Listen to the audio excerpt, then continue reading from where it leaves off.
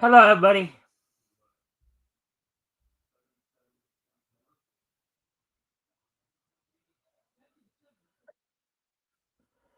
All right, so welcome to the Mikestand, everybody. Um, Today is, of course, Sunday, February the 9th. I know a lot of people have their attention split as, of course, the Super Bowl is going on, and there's a lot of hoopla around that. Hey, Metal. Oh, did you? Hey, Metal. Hello, uh, hello. okay, and a friendly reminder to everybody, of course, if you haven't already, if you guys can help out by liking and sharing the stream before we, or liking and sharing the streams, see if we can get a few more friendly people to engage. That would be appreciated. Um, also, if anything we talk about tonight grabs your attention, feel free to comment and/or ask questions. Of course, as you guys know, this is our weekly look down comics history lane. We'll be going back to April 1940. This week we'll be looking at quality comics. We'll be going through Hit Comics number one, um, National Comics number one, Smash Comics number 11, and Feature Comics number 33. And of course, before we do get into the actual reading of the books, of course, well, I'm going to kind of introduce or reintroduce, depending upon your perspective, some of the characters on our journey here will be meeting more or less for the first time. Of course, that includes Uncle Sam, Quality's version of Merlin the Magician, Jock Kellogg, Red Bee, and Neon the Unknown. Let me get some other, kind of house cleaning, as it were. Metal, did you want to read tonight, or did you just want to do commentary? I'll stick to commentary. All right. All right, so I'll be doing all the voices tonight. um, and before we do get into, of course, the main attraction, the comics, and getting into the histories and stuff like that, Metal, would you like to introduce yourself? Share any links, plug anything. Oh, it's already one step ahead of you. I was pasting those links in there. Hey, I'm the metal. I do a variety of different things, including making web novels, web comics, over on xdynamischaos.com. You can find a lot of stuff that I create over there if you're interested in independent work. And I also run a program on the Vomitorium Live twice a week with Super Serial Showtime and Game Central's Junction on both Monday and Thursday, respectively, at 9 p.m. Central, and you can adjust that whatever your local time is. Mm-hmm. All right. Would you like anything more you'd like to say before we move on? No, not at the moment. All right. So All right, so then what we're going to do now, then, with that being said, we're going to go ahead and move on to at least the intros here. So, let me just pull that up. So, first off, we're going to kind of introduce or reintroduce, depending, again, on your perspective. We're going to at least tell you about some of the newer characters, as it were, that we're going to be reading about tonight. Of course, we will also read. I plan on trying to get through 6 features tonight. We'll get some Doll Man and Hooded Justice, the Invisible Hood in, but also 4 other characters that are more or less newer to us, at least in this grouping. First up, let's look at Uncle Sam. Now, again, as always, of course, as always, we're not going to, since most of the time the stories usually come, with usually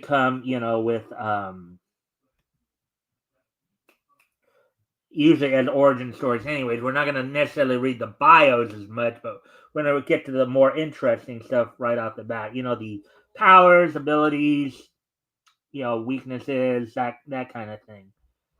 So here's at least for Uncle Sam here. Um, Powers and abilities. Powers, American idealism. Uncle Sam's powers are proportionate to the United States faith and the ideals of liberty and freedom. You know, being that, of course, they call him the American talisman, among other things. Let's see, immortality, invulnerability, invisibility, super leaping, size alteration, superhuman reflexes, speed, stamina, strength, super breath, swimming, diving. Um, Uncle Sam was able to swim to the bottom of the ocean off the coast of Long Island. While early on in his adventures, it seemed like he could breathe underwater and even talk.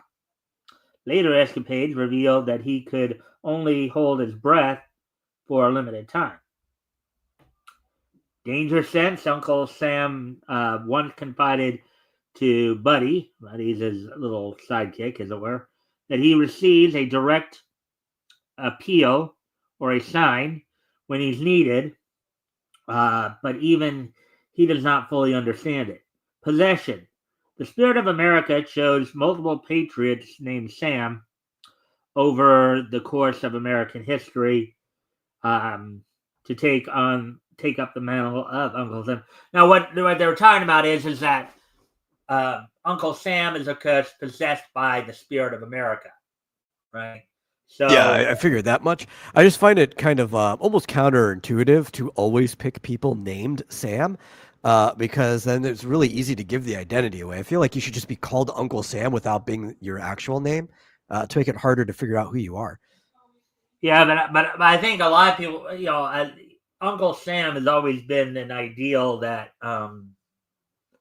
always been there. I mean, he's been in different, and they'll point out in these stories. One of the things they point out in a lot of these stories is that he's gone under different like quote unquote hero names too.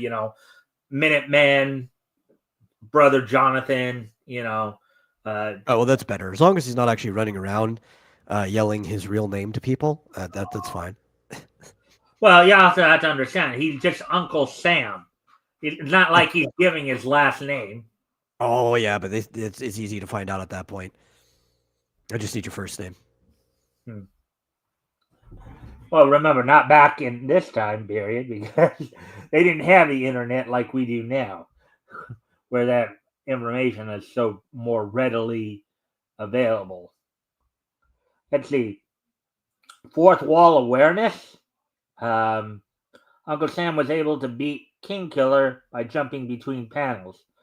Of course, we've seen this with not just Golden Age comics, but Golden Age cartoons too, where there is some level of fourth wall awareness. That's the whole idea of talking about breaking the fourth wall. Yeah. Wall is that thing between you and the TV screen most of the time. Well, I mean, the term of the fourth wall actually goes back to theater, right? So there's three walls to the stage, and then there's an empty wall between the actors and the audience. All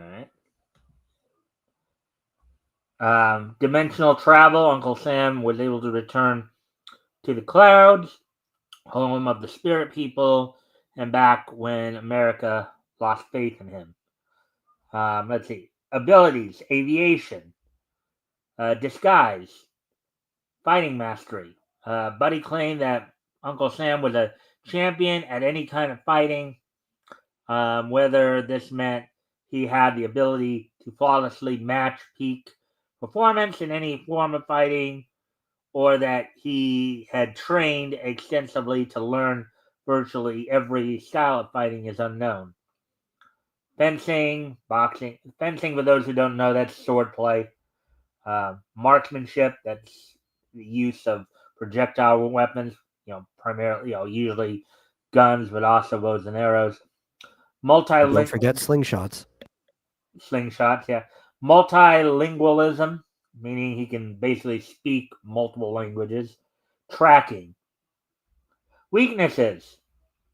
American patriotism. Uncle Sam's powers are directly linked to the American people, their fighting spirit, and faith in their country and Uncle Sam, a lack of faith result in Uncle Sam becoming weaker and weaker to the point of powerlessness. Well, let me ask you this, Metal, just to get your thoughts on this. Let's just say for a moment that Uncle Sam was real in our world, right? It wasn't just a fictional character in a comic book or TV series or what have you. Right now, with where we're at in our country's history, how powerful would you say that Uncle Sam would be right now? I don't think he'd be at his peak, but I think he would have just recently had a resurgence of power. Hmm. Things are looking bright for quite a lot of people. So, as America's spirits live, basically as American spirits, are uplifted. So is he. Is that? Yeah, that's what it seems like. It's got like a Pythian god. Like the kind of way where the god's power is directly proportionate to the worship of the god, right? Mm-hmm.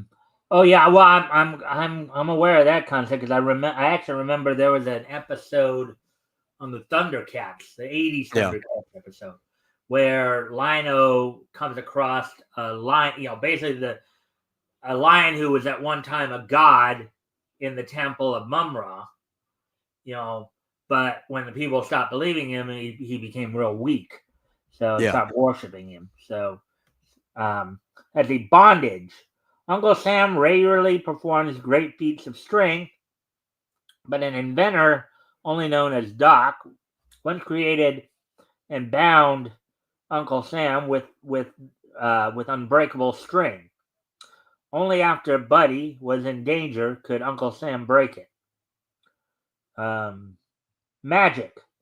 When Uncle Sam was hit with the Mayan magic infused poison, he was left in a severely weakened state. Well, here's the thing, too, if you really think about it, because if Uncle Sam is the spirit of America, right? He's a spirit. He's like a ghost, right? So naturally, it's a common theme in many. It's a common theme in any art form, whether they be again books or magazines or TV or movies or whatever. You know, entities like ghost monsters. They do have a weakness to magic usually. You know. Yeah. Though it's kind of not straightforward there where it says that it's magic induced poison. So you don't really know which part of that thing was actually the weakness. You're assuming the magic because it's a spirit. But that could actually go either way. Mm-hmm. All I'm reading there though is even if we had the downscaled version of Wonder Woman when she first came out, that between the magic and the bondage, that Uncle Sam would just lose a fight to Wonder Woman right away. Yeah. Let's see. Paraphernalia, transportation. Uncle Sam's airplane was a two-engine bomber with 1930s style U.S. military marking and a large white number 4 on the fuselage. It was uniquely sized and shaped. Uncle Sam's car was a 1920s looking open top canopy that never seemed to run out of gas.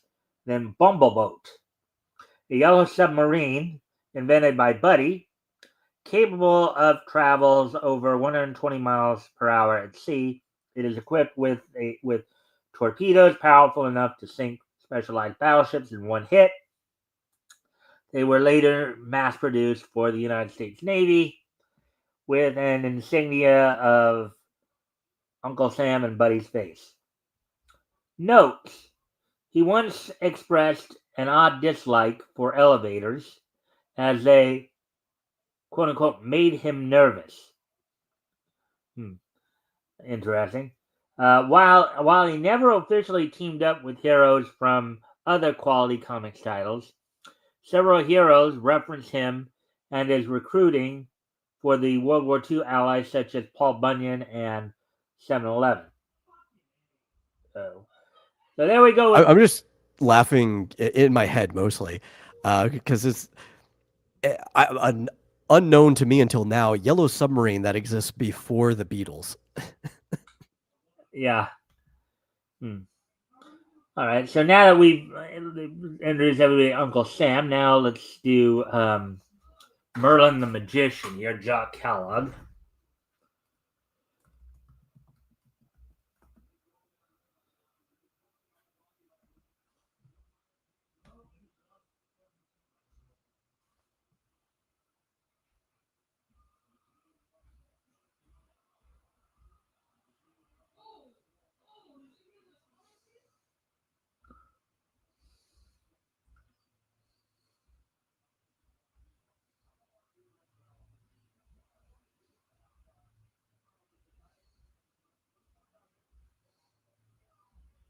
Pre-crisis.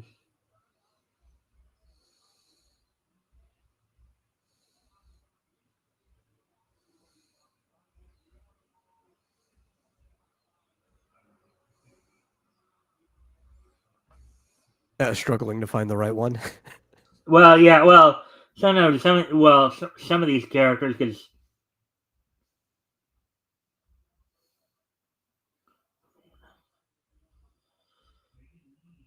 I'm looking for the obviously the one that's the quality comic is the word.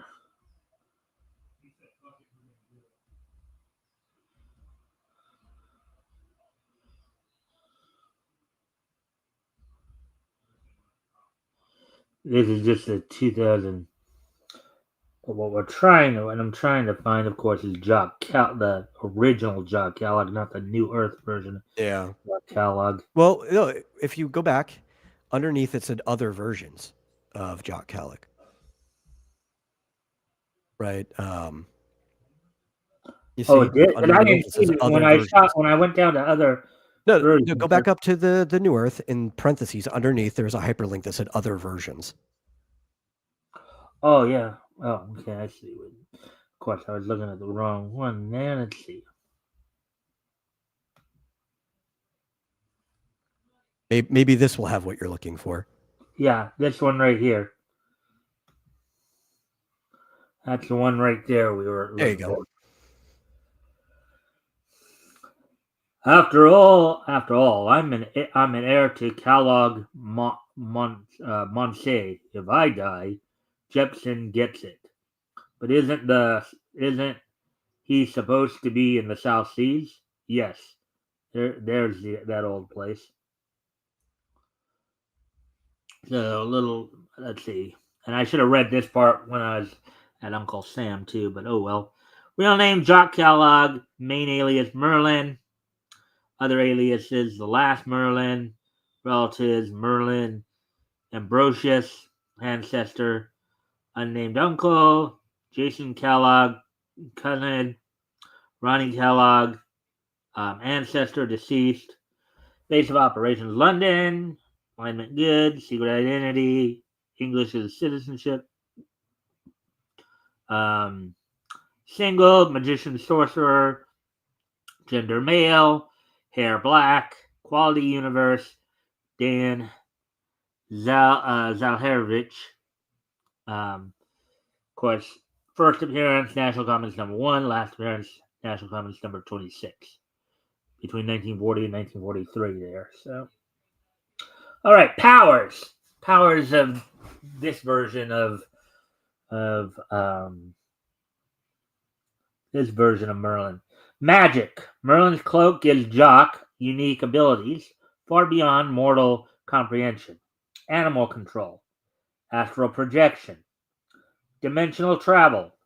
Elemental control. Aerokinesis, hydrokinesis, pyrokinesis. I'm guessing that's control over wind, water, and fire, basically, respectively. Yeah.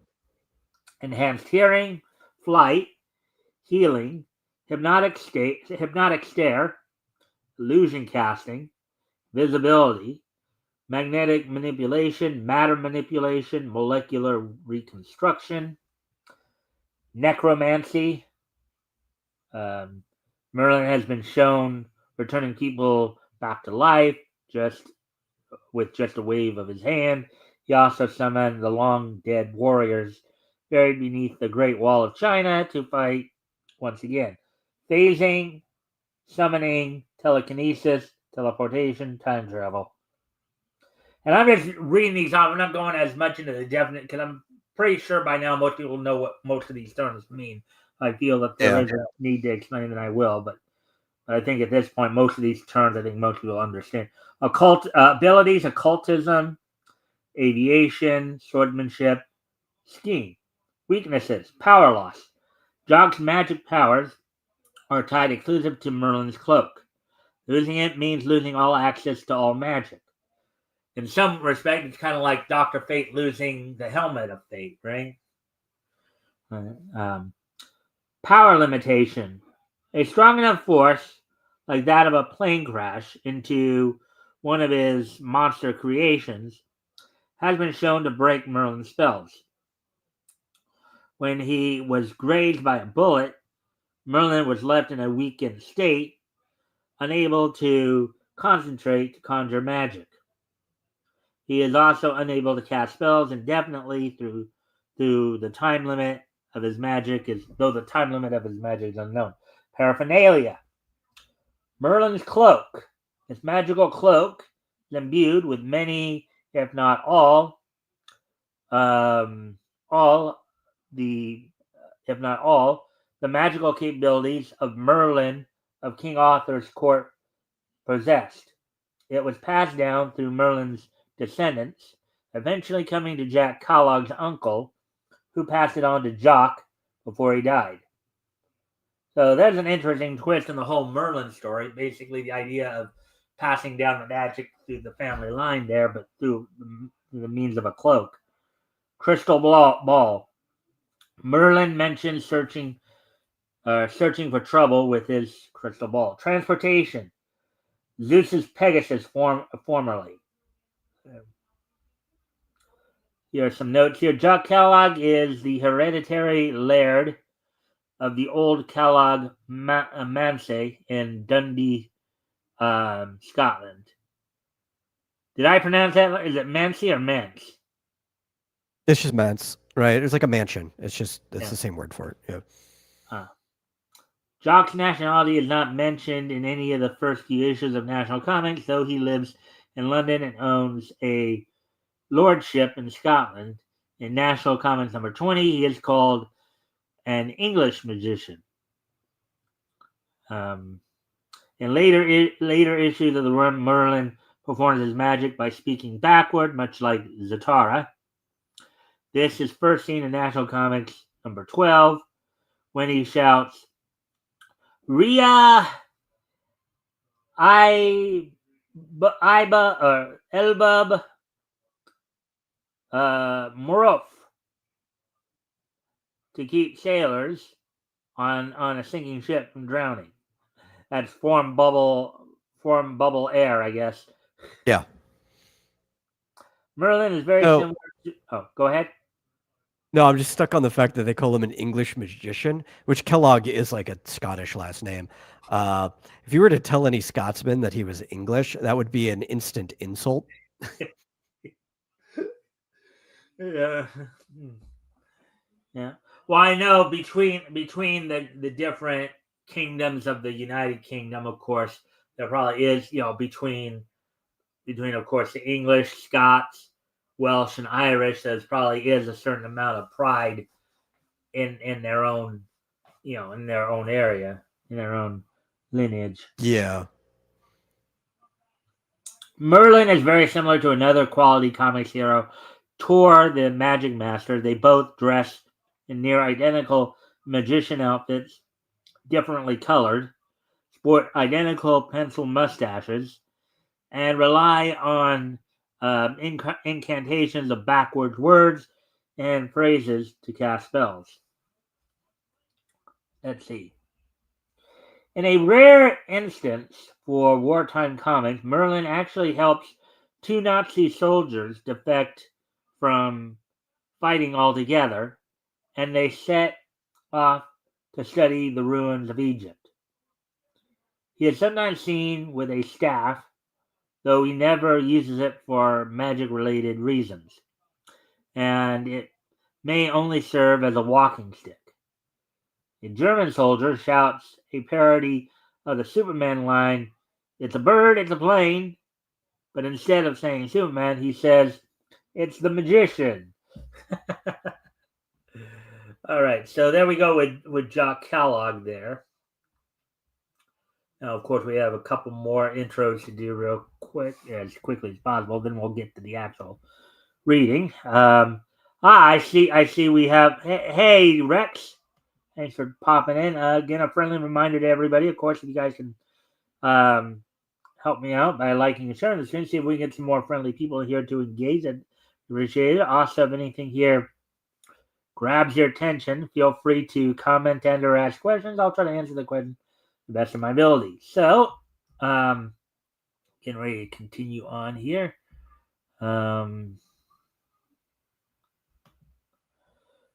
Now we'll move over to the red B. And of course, those two characters we just read, of course, we just read about Uncle Sam and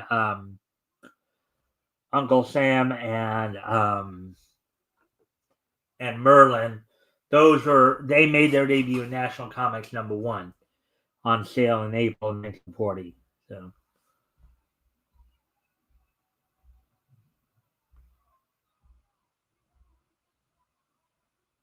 I'll find my cursor here, of course.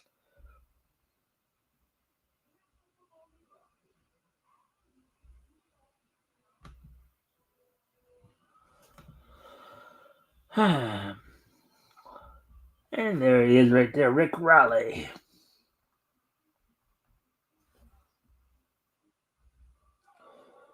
Richard Raleigh, Quality Universe, Red Bee, was a costume crime fighter who protected Superior City with a trained bee. So, let's see. Richard Rick Raleigh, Red Bee, Superior City, alignment good, secret identity, American citizenship, single, assistant district attorney, gender male, eyes blue, hair black. Of course, creators were Tony Bloom and Charles Nicholas. First made his first appearance in Hit Comics #1, and then his last appearance in Hit Comics #24. All right, so powers and abilities. Abilities: animal training, bees. Let's see. Acrobatics, criminology, the study of crimes and the motivation behind them. Investigation, law. He's being a lawyer and all that. Basic hand-to-hand combat. Paraphernalia. Equipment. Alto gainer. A steel box the size of a large desk on wheels with a spring-loaded piston inside. He would wheel it into position on the sidewalk outside on the office building, set the spring for 400 feet, and be catapulted to the 20th floor of the building, where he manually catches a ledge and breaks through a window. Nobody else had one of these. That would be quite a I would think, though, that would be quite a cumbersome piece of equipment to try to laud around. What do you think there? Yeah, and then you have to go back and get it every single time. Yeah, and then what's to keep an enemy from getting it too? Yeah, it's like, I jumped up to rescue this person and left my thing behind. Now somebody else grabbed it while I was busy. Transportation. He briefly had an auto gyro parked on the roof of his apartment building, but he sank it into the Columbia River. Auto gyro is just an older term for helicopter, for those who may not know. He had a bright red motorcycle with a sidecar.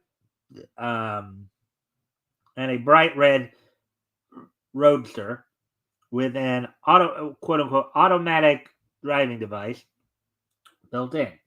Weapons, trained bees.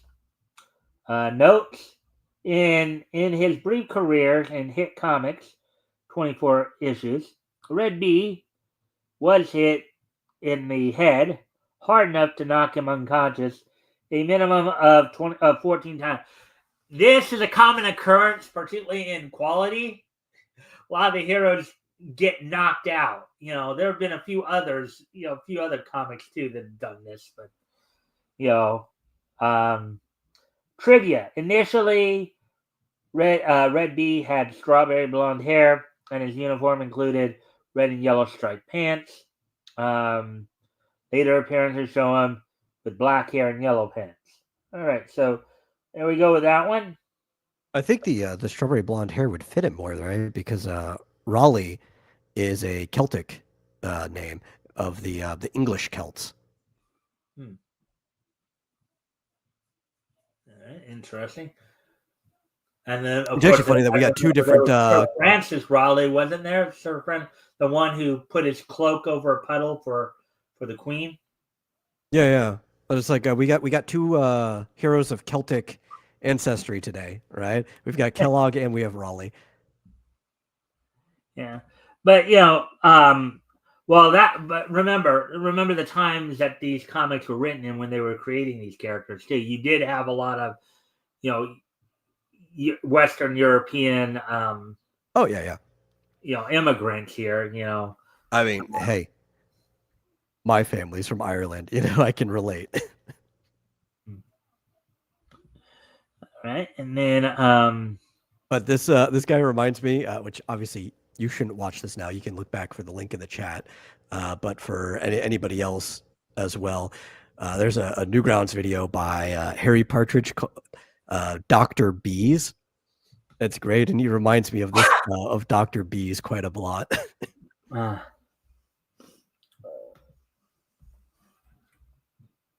Yeah. Tom Corbett. Yeah. All right, Thomas Corbett. Thomas Corbett, Quality Universe. Tom Corbett, alias the mystical Neon the Unknown, was one of the most powerful heroes battling World War II. And of course, we'll go down to the powers and abilities section. Powers, neonic ray manipulation. So basically, his whole body was basically a neon light. Was made of like neon light, or he had neon light in his body basically. Flight, Neon could fly at the on a spiral of light. Energy projection, energy absorption, force field. Divination, Neon could locate a missing person via the thoughts of another person. Basically, my guess is meaning that if somebody was, if let's say I was thinking about you, let's say you were missing, right, Metal, and I started thinking about you, Neon could basically peer into my head and then find you. So that was the case. But anyways, mind control, multilingualism, precognition, telepathy. Abilities, charisma, Franklin Delano Roosevelt. This was all very mysterious, but your persuasive powers are almost irresistible, Neon. Military protocol. Although technically a deserter from the Foreign Legion, Corbett twice led units of the Legionnaires to great success against France's national enemies. Firearms. Neon's only recurring enemy was Otto Schickler, dictator of Conflund. Now, yes, I know Conflund, there is no such country as Conflund, but one of the things, particularly in some of these earlier stories in Quality, they made up a whole bunch of countries. Just I think you may have read some of these stories with me before too, Metal, where they make up a country just so they could start a war real quickly, just to quickly resolve it. Yeah. Yeah. So there we go with that one. So now, with that being said, of course, and let's see. I see. You put up another link there. As for Dr. Bees, and you can check that after the show. I Hmm. warn you, it's really stupid, but that's what makes it entertaining. Yeah. Well, I mean, compared to probably today, a lot of these comics we're reading are a little more cartoony in nature, if you think about it, art wise, maybe even story wise to a slight degree. But anyway, so now with all that being said, let's go ahead and get ready to move on to the reading portion of let's get into the actual comics themselves, of course. Let's see, and we're gonna actually start off with um, reading.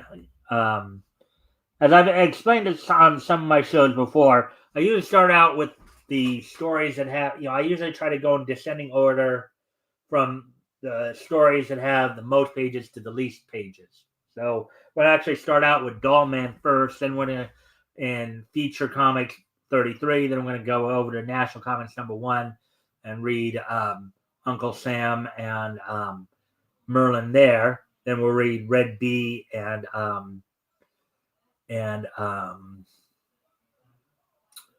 Red Bee and Neon, and then Is finish this the same Doll Man from the last time that I read a Doll Man with you?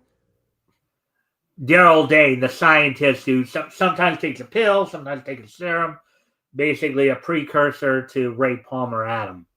Okay, yeah.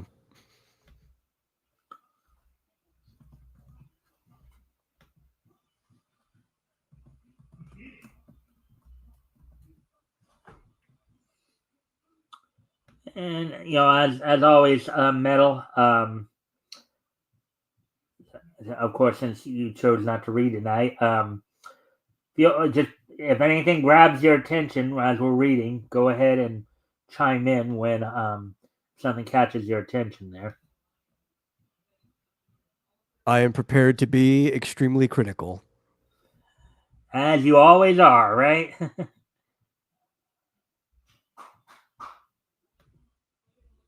Well, maybe not as critical as Walmart here. They're like, don't read this comic. Come buy stuff from us instead. Yeah. I didn't even see that pop up until I switched over to check something real quick. All right, so wow, this is actually pretty. All right, I'm gonna go try. Before I settle on this, I'm gonna go. Let's see if you can find a better copy. Right. I go to the other.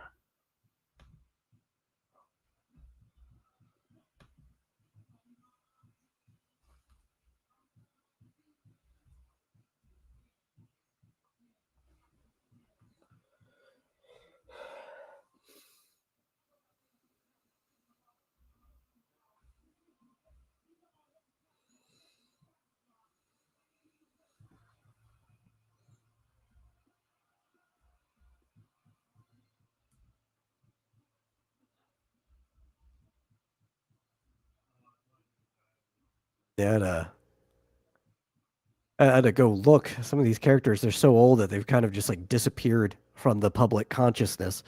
Right. Not a single one of these characters you were looking up did anybody bother to power scale.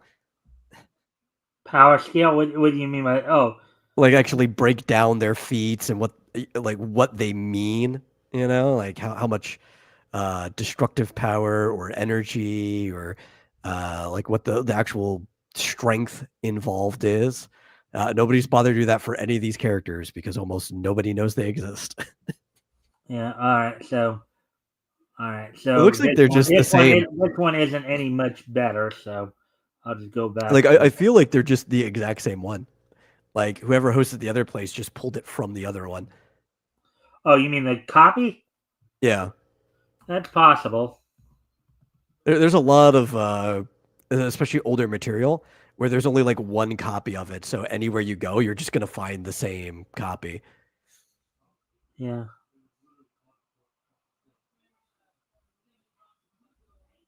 I've recognized that with like some translations of older manga where I'm like, oh, there's got to be a better one out there. And I'll go and find some other site. And it's like, this is the exact same font and translation that was used on the one I have on my computer.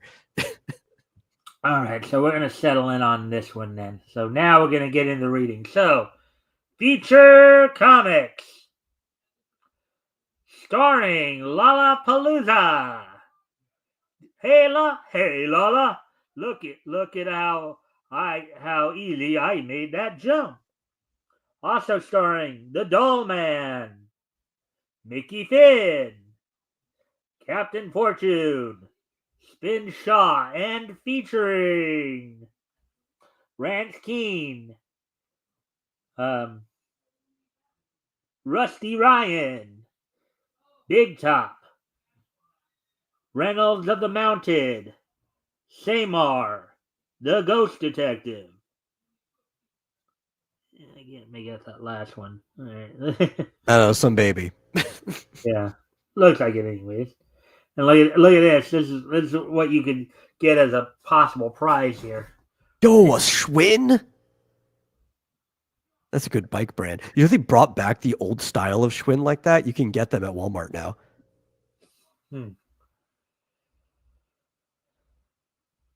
Arnold Schwinn and Company, Chicago. Mail this coupon.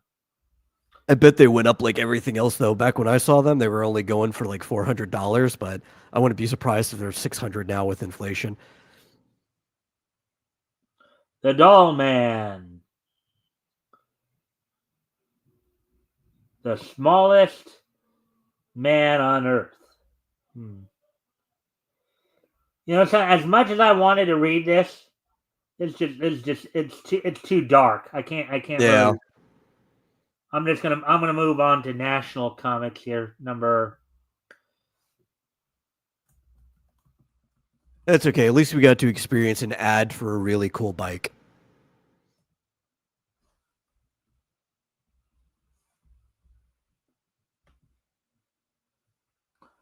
National Comics #1.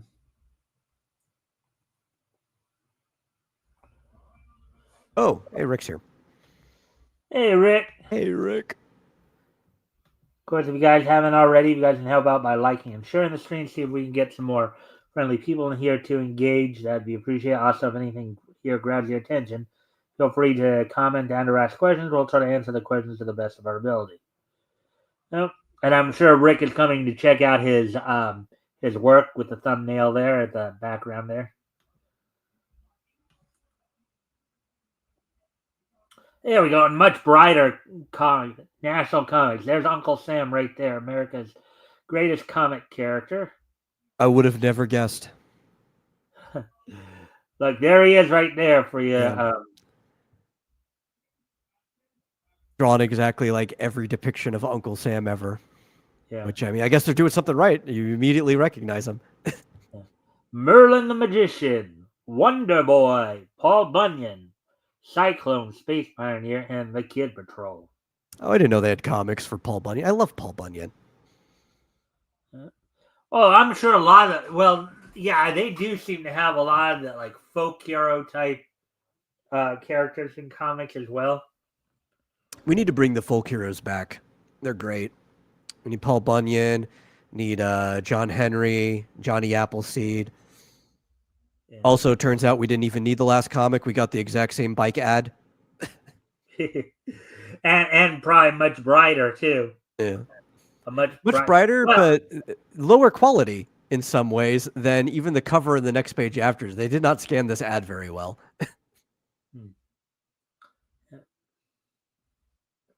National Comics, Uncle Sam. All right, here we go. In 1776, as a new but tattered flag was hoisted over the 13 free states, a new spirit was born, a spirit that grew until 48 states became united under one flag. Of course, what we have to remember too is this is 1940. There are only the continental 48 states at the time. Alaska and I think Alaska and Hawaii were still territories at the time, if I understand correctly. Um, Out of this spirit, like a guiding father, came Uncle Sam, as Americans fondly named him, to watch over the destinies of growing America. He carried the flag in the Civil War. Pleased when the North and South finally settled their differences, and the states were again united in the trenches in 1917, fighting to preserve the principles of democracy. And once again, 21 years after, so 1938, after Americans had shed their blood so that a system of government offering freedom, equality, and the pursuit of happiness might be preserved, the forces of evil, greed, intolerance, and crime threaten the very ideal out of which America's greatest character was born. Now, for the first time in the history of comics, the great Uncle Sam joins the war on crime, evil, and injustice.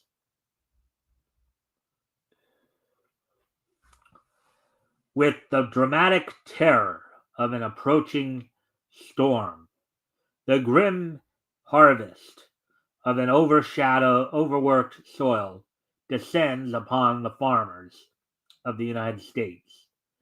Dust storms announcing with implacable finality that the dry soil will no longer yield.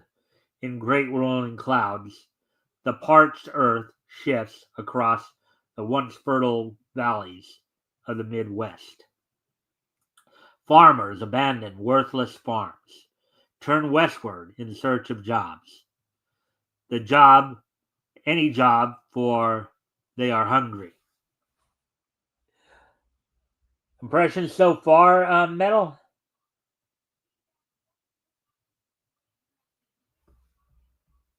I don't really have any impressions so far. It's just a bunch of narration.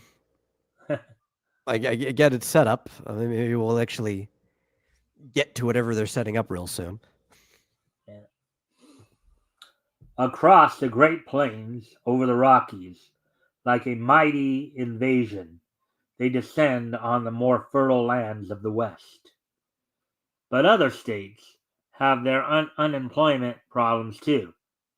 At their gates, the migrants are forced to stop, keep out, but more come, and soon a huge camp of homeless, destitute Americans gather at their borders.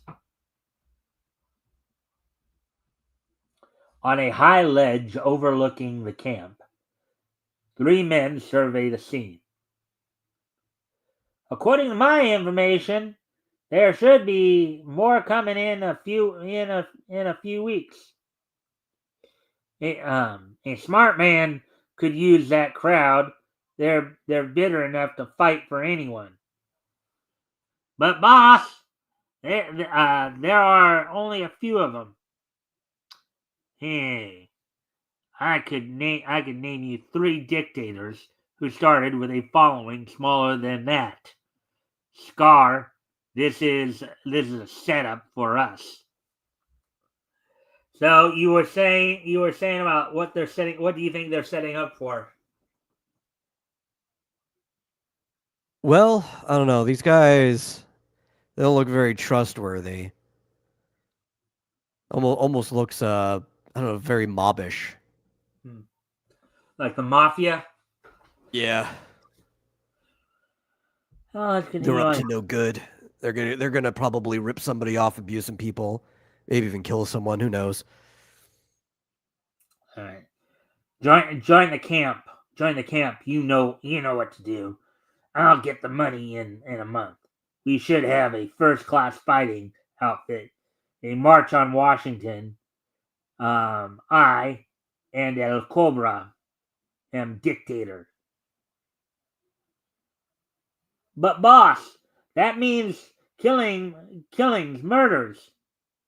Listen, Snile, this isn't pretty. This isn't petty squealing.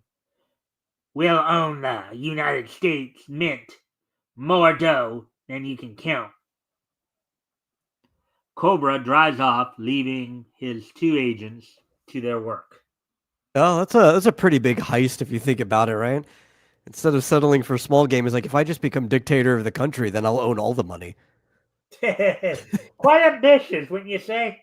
Yeah, yeah. It's better than any individual bank job, right? Yep. That's the equivalent of what, of thousands of bank jobs? Yeah, at that time, especially. Yeah.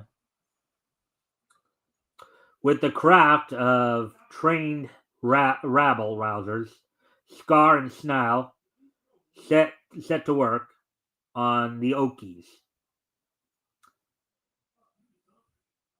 Dictatorship must replace democracy. Freedom is a farce. Place us in power, and America will rule the world. Soon, units of the purple shirts appear, led by Scar. Now, I'm sure you probably know where this is going now. What do you so the purple shirts of the quality universe here? What do you think they're representing here? Um, Metal. Well, I'm getting a lot of Nazi vibes from this in general. Mm-hmm. Right, especially the dude's mustache in that middle panel. Right. Well, have you ever heard of? You know what a brown shirt is? Yes, I do know the brown shirts. Okay, I think that's kind of Yeah. where they're going with this. These purple shirts are quality comics Yeah. answer to the brown shirts.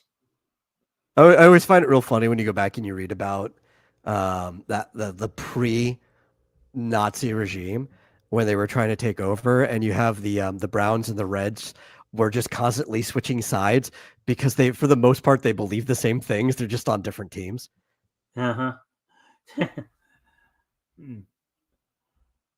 Well, yeah. Well, I mean, socialism, communism are like they were born out of Marxism, right? Yeah, yeah, and I mean, technically, socialism is communism, right? Or the path you need to get there. Nobody's ever going to achieve real communism because it's an impossible pipe dream that you wouldn't really want if it was possible. But the National Socialism was a little bit different, and they only had like a few different beliefs, which is why it was really easy for them to keep switching sides.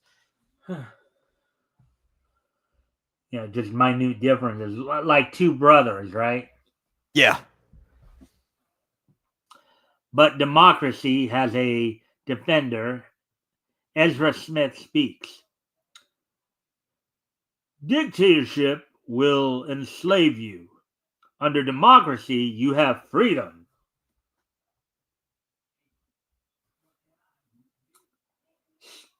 Scar, the suckers are beginning to listen to that guy, Smith.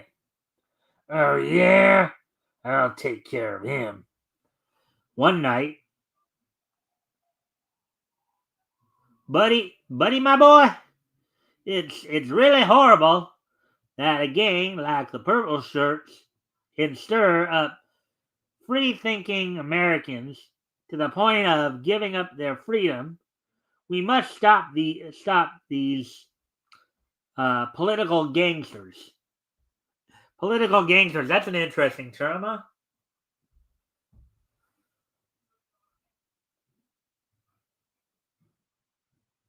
Metal. Yeah. Okay. I guess you just chose not to respond there. I said that's an interesting term, political gangsters. I don't know if it's interesting. I think it's an appropriate term for like the entirety of this country's history. Yeah. Man, that's what you think, Grandpa. You and your democracy are through. Why, you rat? Watching from outside, Snile, scared beyond reason, fires. Smith drops a slug in his back.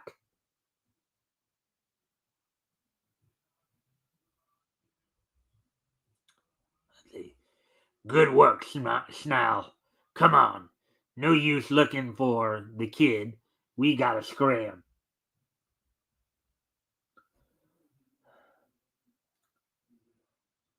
Disconsolately, the frightened lad heads toward the desert. Unable to contain himself any longer, he bursts into tears. Suddenly, the sound of someone whistling.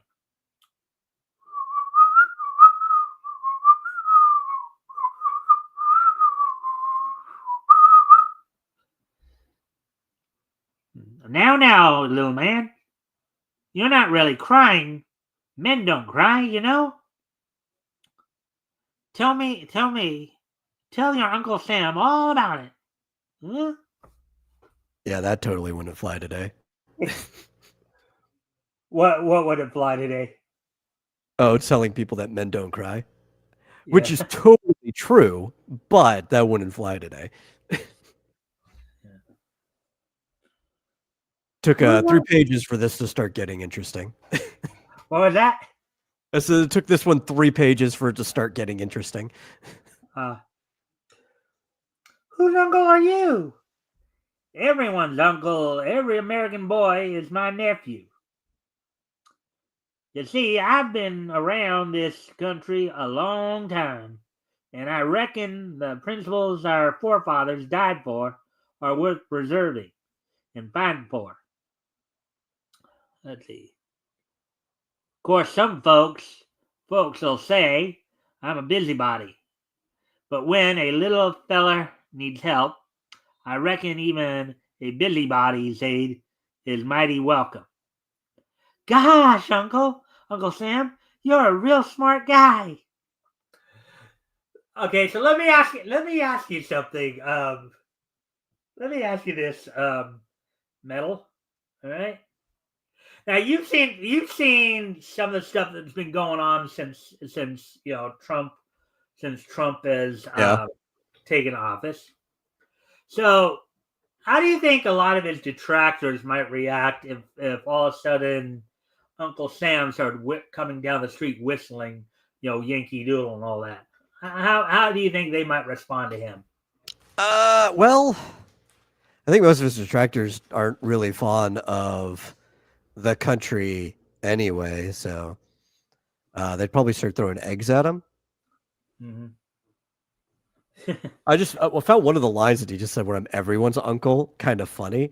Because if you know the origins of Uncle Sam, it comes from Samuel Wilson, which was like a meat packer from back in the day. And that's where everybody got their rations from during the wartime, right? So they were like, we're getting our food from Uncle Sam.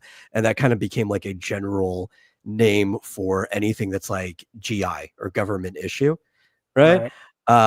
So when he says like, I'm everyone's uncle, it's like, yeah, especially during times of conscription when people don't have a choice. Yeah. As they pass Snile, Snile emerges from the shadows. Laddie, I can use a right smart assistant like you. What's your name, buddy, sir? He pushes a huge boulder directly on Uncle Sam. Who did that? Grr, by the stars and stripes, I'll wring his neck. Gosh, that rock must have weighed a ton. It bounced off him like a pebble. Uh, uh. Frightened at frightened at Uncle Sam's wrath, Snarl flees in terror. But Buddy is too quick. Look at that kid taking out that guy. Look at that metal. I actually, artistically, I really like that because the guy's almost like snapping and bending backwards. It's really a dynamic shot, given the time period, because you don't normally get almost any illustration that bends like that. So it was you. It was you. Who are you? And and why did you do that? Don't he hit me? I didn't mean it. All right, stop whimpering. Here's your hat, and don't go around dropping boulders on people. What a wretch! I think he did it on purpose. Back at the camp of the migrants, Scar makes new plans. Hello, Cobra. The shirts are organized. Good. Good. The fortress is ready, too. Get your men here at once. We begin action tomorrow. Scar, help! Okay, boss. I'll have all the suckers up by tomorrow, and all of them will be ready to die for us. Scar, I just saw a miracle. I dropped a giant rock on Uncle Sam's head, enough to crush an ordinary man, but he flicked it off like it was a snowflake. Flicked it off like a snowflake. Nice description, there, Metal? I'm trying to picture that in my head because, like, if you flicked off a snowflake, odds are it would just melt. But I guess, a snowflake's something really light, so he's just trying. This is the first thing that the guy could think of that's like light enough that you could flick it off. And I guess he didn't want to be crude, like saying you flicked it off like a booger, which would be a better picture, but probably not the one they want to paint. Yeah. Oh, you and Rick were having a little discussion on the fact you weren't reading. Yeah, I haven't read for the last few times I've been on. Yeah. Well, I mean, I give you that option. I mean, Yeah. You know, no pressure. I mean, if you want to read, you're more than welcome to. I don't know what you're yelping about, but I got a good cure for you. No, please, no. We don't want a weakling in the purple shirt. Bang, bang. So he just offs him. It's appropriate. Next day at the hidden fortress of the purple shirts, cars filled with stormtroopers speed into the secret entrance. They march into a well-equipped control room. I want to see Andel, Cobra.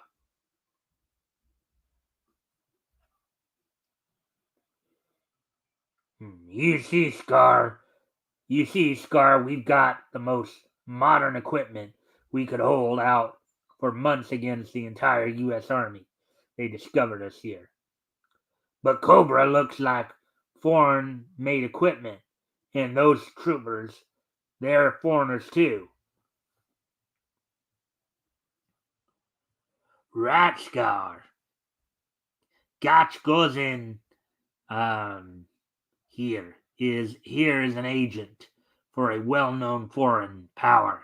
His government will send a couple of pocket battleships over as soon as we stir up trouble. They'll aid us with troops and money. Now, how's a pocket battleship going to help? I mean, that's got to be a pretty small battleship. I don't know because I think that's actually a classification.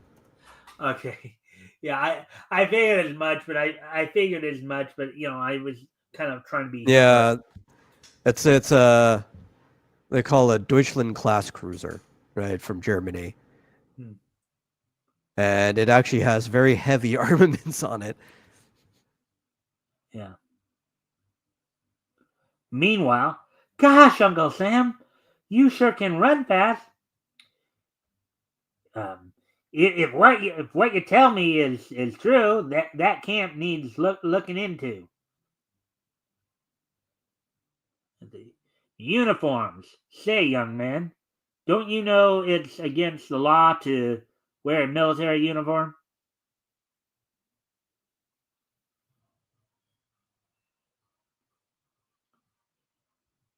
Yeah? Well, that's only one of the laws that's gonna be changed. Now get.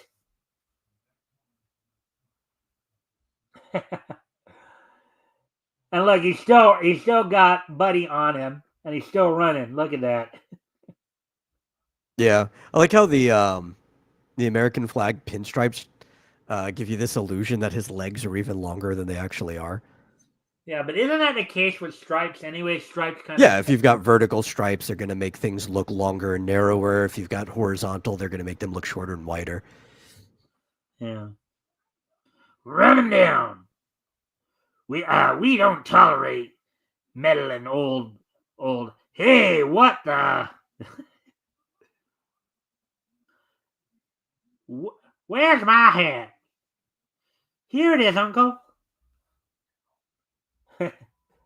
Suddenly, out of a tent, the wretched figure of Snile staggers toward them.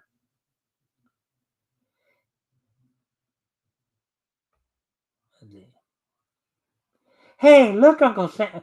They did something screwy with the tail there on the word bubble. You see that? That Yeah, first word because bubble. it's pointing at Sam instead of the kid, but it definitely belongs to the kid. Yeah. I mean, I had to double take that. That's why it took me a moment to start reading because I realized that. But hey, look, Uncle Sam, there's that man again. Look, looks like he ran into a peck of trouble. Gook, thanks, Gook, Scar and Cobra the chief. They're at Boggs Valley Big Fort. Meanwhile, two foreign planes approach the presidential yacht. Let's see.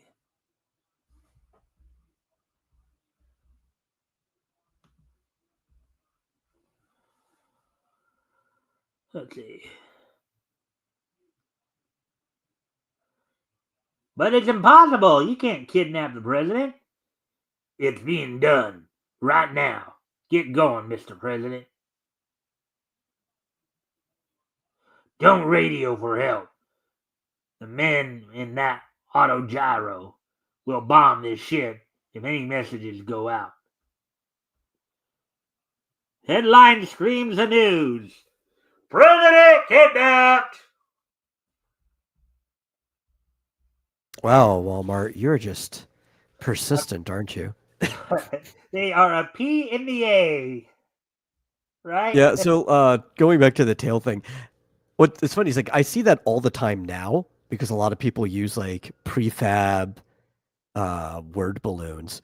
So while it's actually even worse in some ways, it's excusable working digital. But back then, you had to manually draw all of your tails every single time. So how do you draw it to the wrong person? You're probably just not really paying attention to the script handed to you. So I don't know if you saw this in chat. I highlighted it. Take a. I You saw. want to read this one? Sure.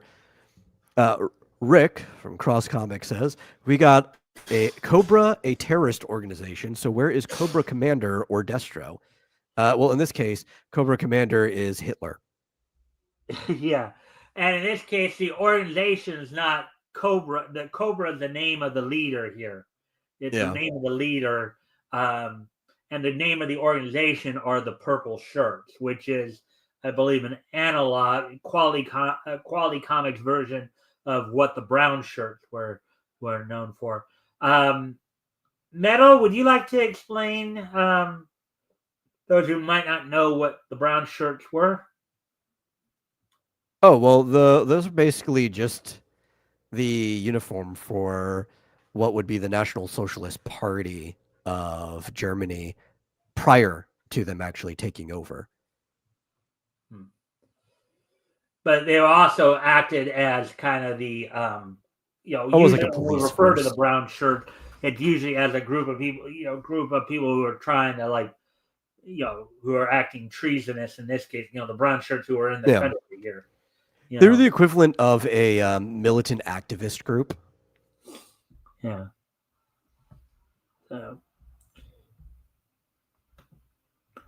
So anyways, continuing on with the story here. Back to the secret fort wings the kidnapped plane. In an underground hangar, the craft is lowered. I'll keep him covered. Lower away. Welcome, Mr. President. Perhaps you wonder why we brought you here. We merely wished to show you the beginning of a new military power. Your democracy, Mr. President, is doomed. Those men are trained troopers. Outraged by the crime, the entire nation joins the frantic search for the chief executive. Meanwhile, Uncle Sam and Buddy skim across the Rockies to Box Valley. At last, they discover the fort. Someone's preparing for plenty of trouble. Shh! Don't look now, buddy. But there's a fella creeping up behind us. You make a dash for it while I keep him busy. Be much healthier for you to be having our flag instead of wielding a gun. Be waving our flag instead of wielding a gun, my lad.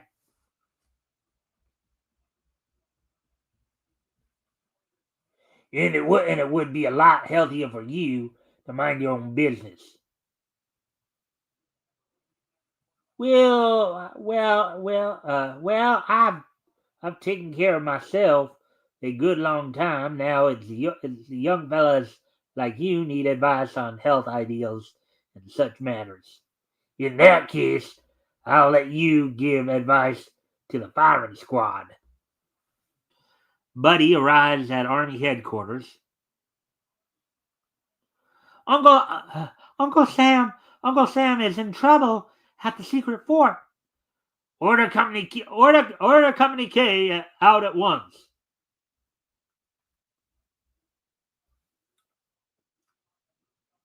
So this is the hideout of the purple shirts. Yes, and I'm 24 hours, and in 24 hours we'll be in Washington. The government in my hands. Can't you Americans see that if you put your liberty, your government in the hands of men like these, you'll be betrayed. Don't listen to that rah-rah stuff. When I'm dictator, I'll shoot all these free thinking like him. All these free thinkers like him. I'm sure he would want to. What was that? I said, I'm sure he would want to. It'd be like, up against the wall.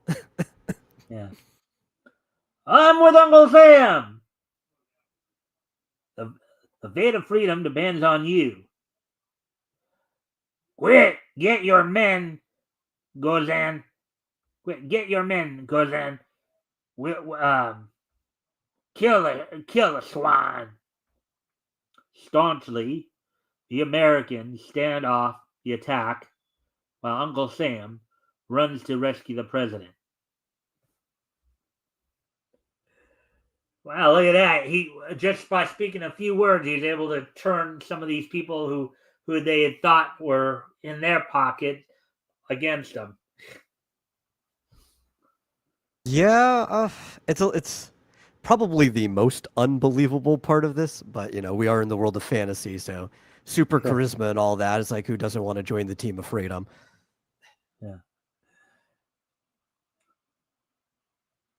You can't open this door barehanded. You can't open this door barehanded. The lock is welded steel, opened only by electricity. Well, I'll be if I didn't pull the whole thing out, concrete and all. Meanwhile, the army unit has arrived and opens fire.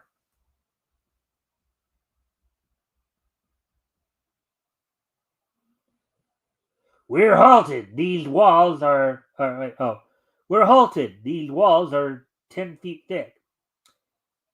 Here, hold my coat. This is a bit it's a bit undignified, Mr. President, but no one's looking. Look, keep your head low. They're firing fast.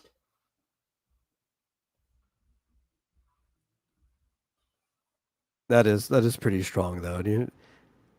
I don't even want to do the math right now, but could you imagine how much force it would take to get through concrete that thick? Probably quite a bit of force. Yeah. Of course, as I think we talked about before too, there was, I think I've talked with you before about it. I think I've talked with RJ before about it too, where around this time you did have a lot of Jewish comic creators who were actually wanting to see America get into the war, even though most Americans were not, too thrilled with the idea. They were preferring more an isolationist approach. Yeah. I'm going to stop this. I'm going to stop this little war now. Look, just one moment, gentlemen. The government wants a word with you. Mercy, give me a break. You'll get a break, a fair trial, which is than your kind of government, more than your kind of government would give a traitor. Like the Kool-Aid man, he's just like constantly busting through walls like it's nothing.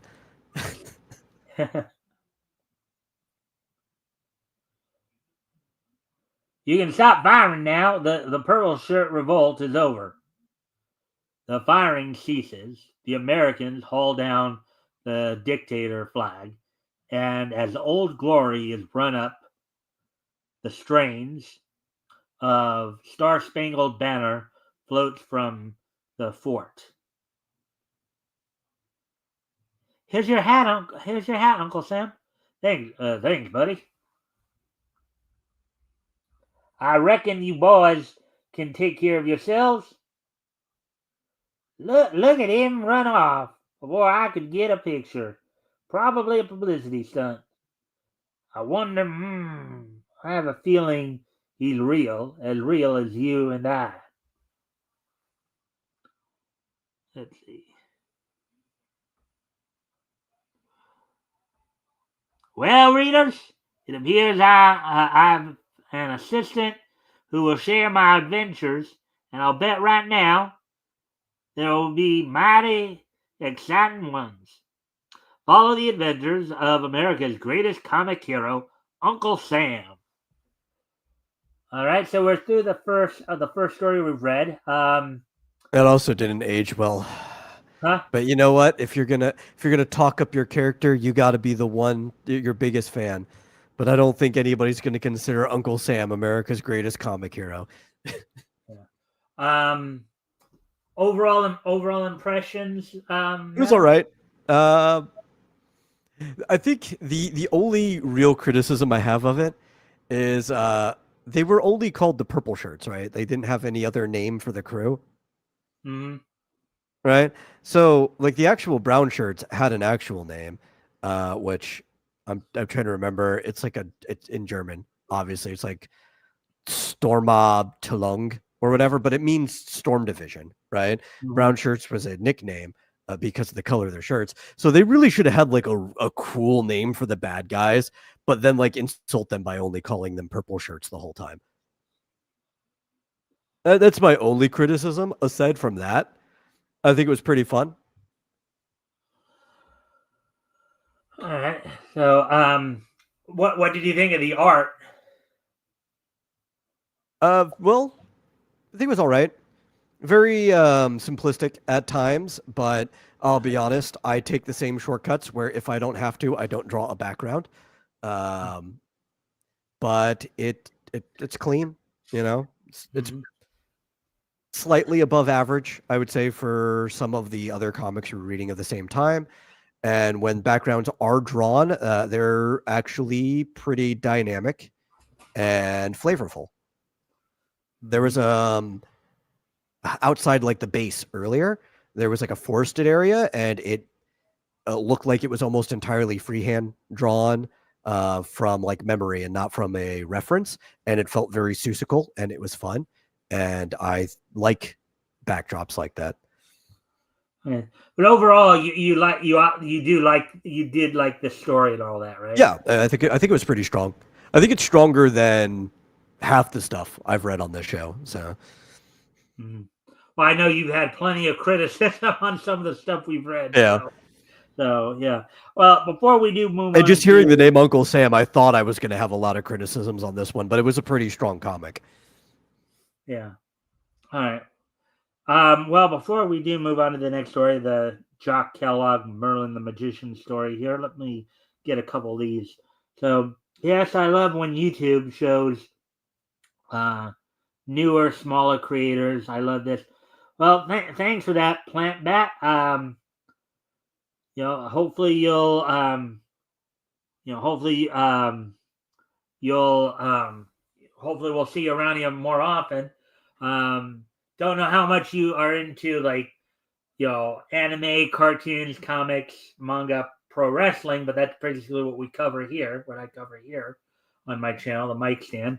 Do a Needs newscast 5 nights a week, at, of course, 5 p.m. Pacific, 8 p.m. Eastern. And then on Sundays here, I usually have a guest co-host. This week, Metal happened to be joining me, and we go back and look through old comics and look back on them. We read them, do some dramatic, do some, it's one part dramatic reading, one part comic book review. So hopefully you enjoy it. Hopefully we'll see you around more often. Let's see. Let me get the. Of course, that was just your response. Ahoy there, Plant Bat. All right. So with that being said, let's go ahead and move on to the next. Well, I was also going to say that last panel, though, this is very irresponsible for him to be dragging that little kid around because it looks like he's going to take him on more adventures with him. Yeah, but I think what is implied here. I don't think they outright. Well, first off, I think the guy, the old guy at the beginning of the story. You remember when he was with the Yeah. old guy at the beginning of the story, the one who was basically stepping up to the purple shirts there, who got shot and killed at the beginning of the story. Yes. I think Buddy was like his grandson, and so and his basically Yeah. I assume he's an urchin now. I'm just saying there's probably some better things you can do if you know you're going to be in this dangerous position than carry this kid around, you know?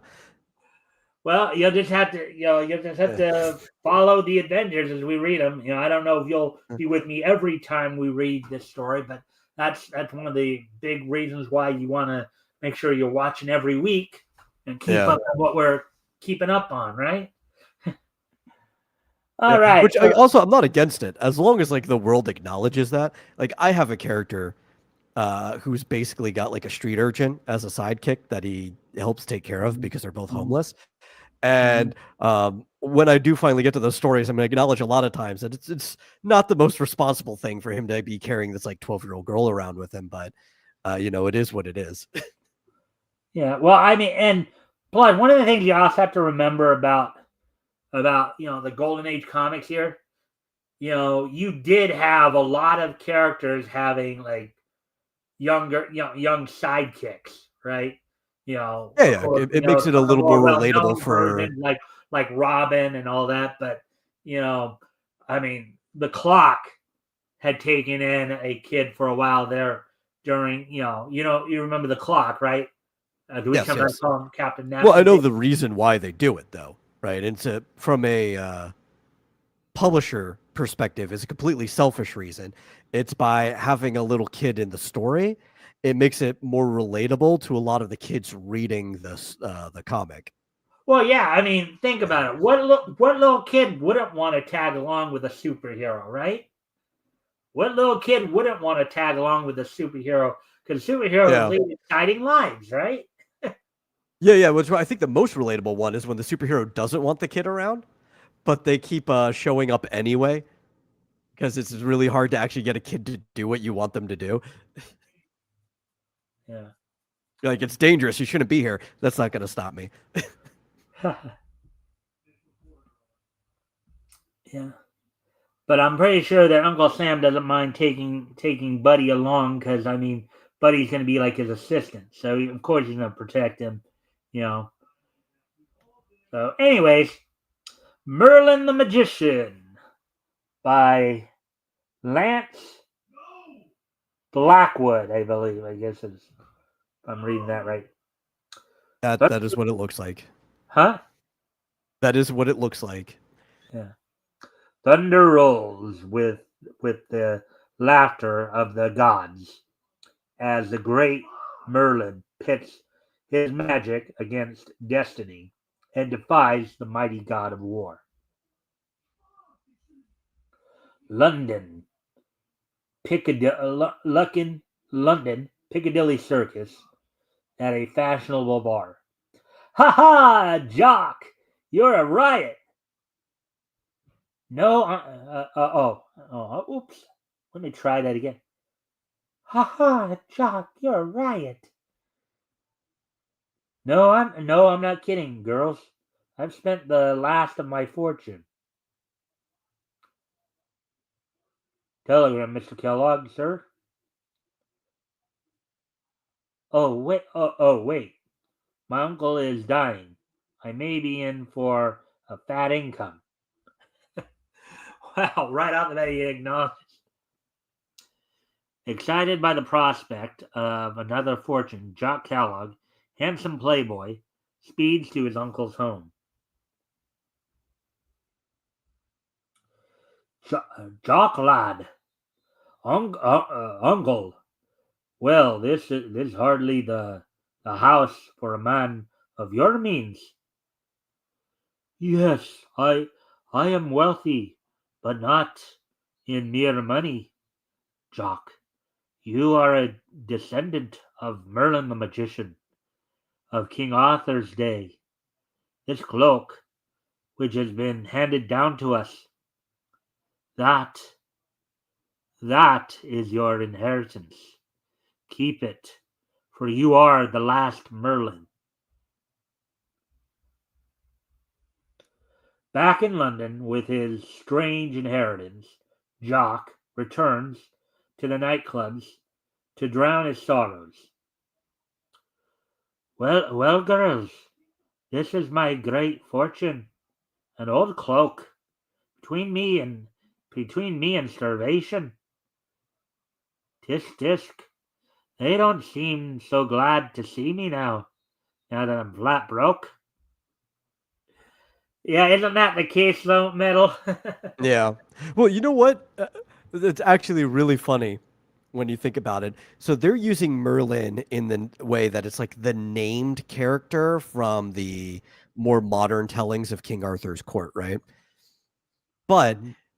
in actual like historical mythology, a Merlin was like a Celtic hermit, right? Like a British Celt hermit that lived in the bog. Often they would just live naked in the bog, and they would like walk out and give like wisdom to travelers or whatever. Maybe they were high on like some type of opiate or whatever, or mushrooms, we don't know.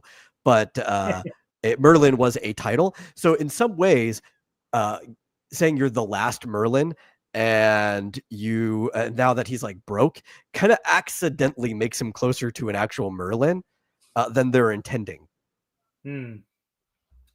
Interesting. All right, so let's continue on with the story here.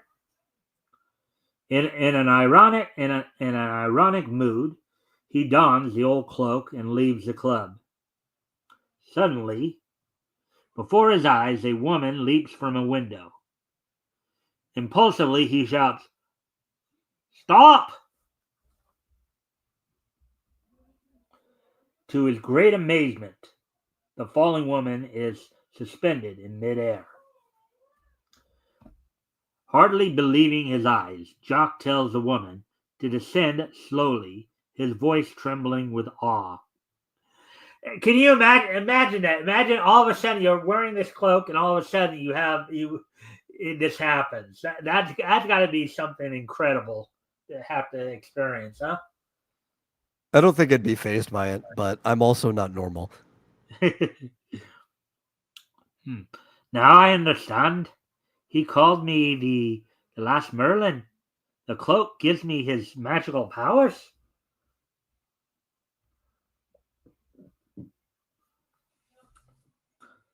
Months pass, and Jock Kellogg is no longer seen in the night spots. And notice how they spell night here, Nite. Yeah.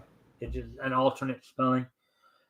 Soon society forgets him as disastrous news of war dominates the headlines. War! I think most of the time that I've seen night spelt that way is watching Nick at Night back in the day. Mm-hmm. Yeah.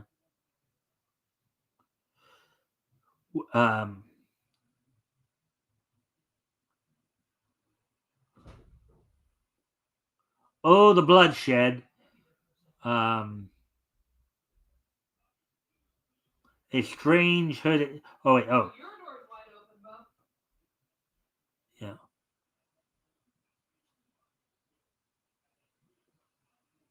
Yeah. A strange hooded figure appears among the dead and dying.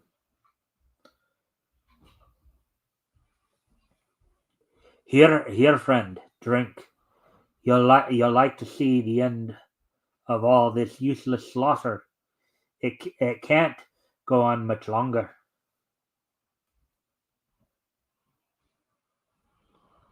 I won't let it. Boom! Up from the smoking ruins rises Merlin. Bursting through the clouds, Merlin confronts Mars, god of war and destruction. Now, I'm gonna be real. This doesn't seem like a very fair matchup. I know he's supposed to be Merlin, but I'm pretty sure realistically a god should be able to do whatever he wants with him. Well, I mean, Mars also was an enemy of Wonder Woman too, right? Yeah. Before they, before of course they switched to the Greek pantheon, and instead of Mars it was Ares. Yeah. Which, I mean, you can make arguments they're the same person, though there are definitely differences between the Roman and Greek pantheons. It's cool how modern DC actually splits them to where they were the same, but due to beliefs, there's like duplicates of them that have become different people. Yeah. How dare you enter my forbidden domain? You, an ordinary mortal. Only you, Mars, can tell me the meaning of this war. Ho ho! The weakling wants me, Mars, god of war, to explain my actions to him. Ho ho ho! Fool! I will tell you, it is to amuse myself with the sniveling and some men weak enough to obey me. And no mortal can appear before me and live. I really like that middle panel, the laugh. I think that's drawn exceptionally well. It's a great expression. Yeah, that is a pretty lively expression right there. Yeah, my It almost does jump out at you, doesn't it? the only thing that's really bad about this panel, but Uh I'm huh. still going to give him some credit for trying, is the right hand that's pointing. Oh, yeah. What's wrong with it? Size, proportion, and everything, right? It kind of looked like, especially given how big the other hand is, that the other hand is out furthermore and the right hand's pulled close back to the chest. But Mm. because of that, it makes the forearm very wonky. Uh, That's the only thing that's like immediately standing out as bad. But aside from that, I love that expression. yeah. All right. As we continue on here, you will know my. You will know of my wrath. God, ha ha, aha. He is not a simple man. On through the misty realms of the gods goes Merlin in his quest for a solution. Suddenly, a voice like the chime of sweet bells comes to him from afar. A beautiful girl held captive by the hard tools of war. You must be peace. Yes, I am peace. Oh, Merlin, you can save me and the people of the world if you will. Why don't they just call her Pax? Do they think like the average person knows Mars, even though he introduced him as Mars, god of war, so he explained it? Why don't they just call her Pax and say goddess of peace? Maybe because back then people were not probably as familiar with the term pack. I mean, nowadays, like in our generation, like for you and me, we Yeah. know PAX because, of course, there was at one time the TV channel PAX. There's like PAX Communications, PAX the Independent. Yeah, and I get that, but he also introduced Mars as the god of war. He could have introduced her as Pax, goddess of peace, and it would have had the same effect. Like, I don't know, it just feels kind of weird that it's like, I'm just peace. She's even drawn exactly how Pax is usually depicted in like statues and stuff too. Mm, yeah. My shackles will fall away. Of course, this is a big pain in the you know what. If I can just find my cursor again. There it is. All right. My shackles will fall away only when you succeed in fighting Mars and his brutal henchmen.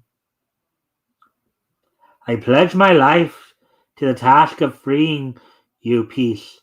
Call Mars. I will face him willingly. Who called on Mars? I, Merlin, challenge you to battle.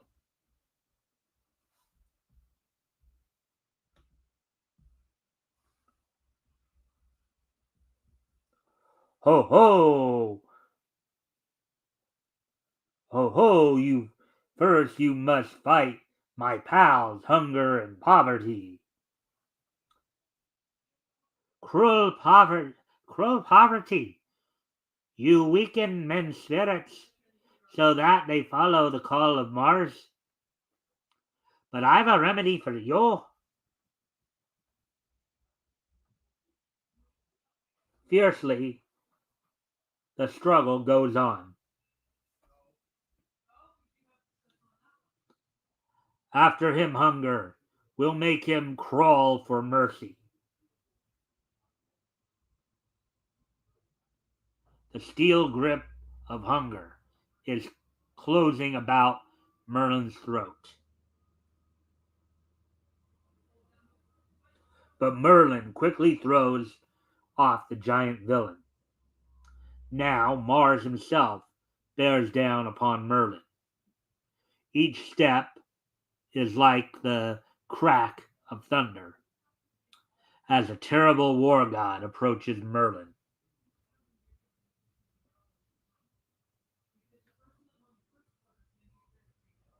That's At a cool picture with them fighting like in the sky like that, like avatars in the clouds.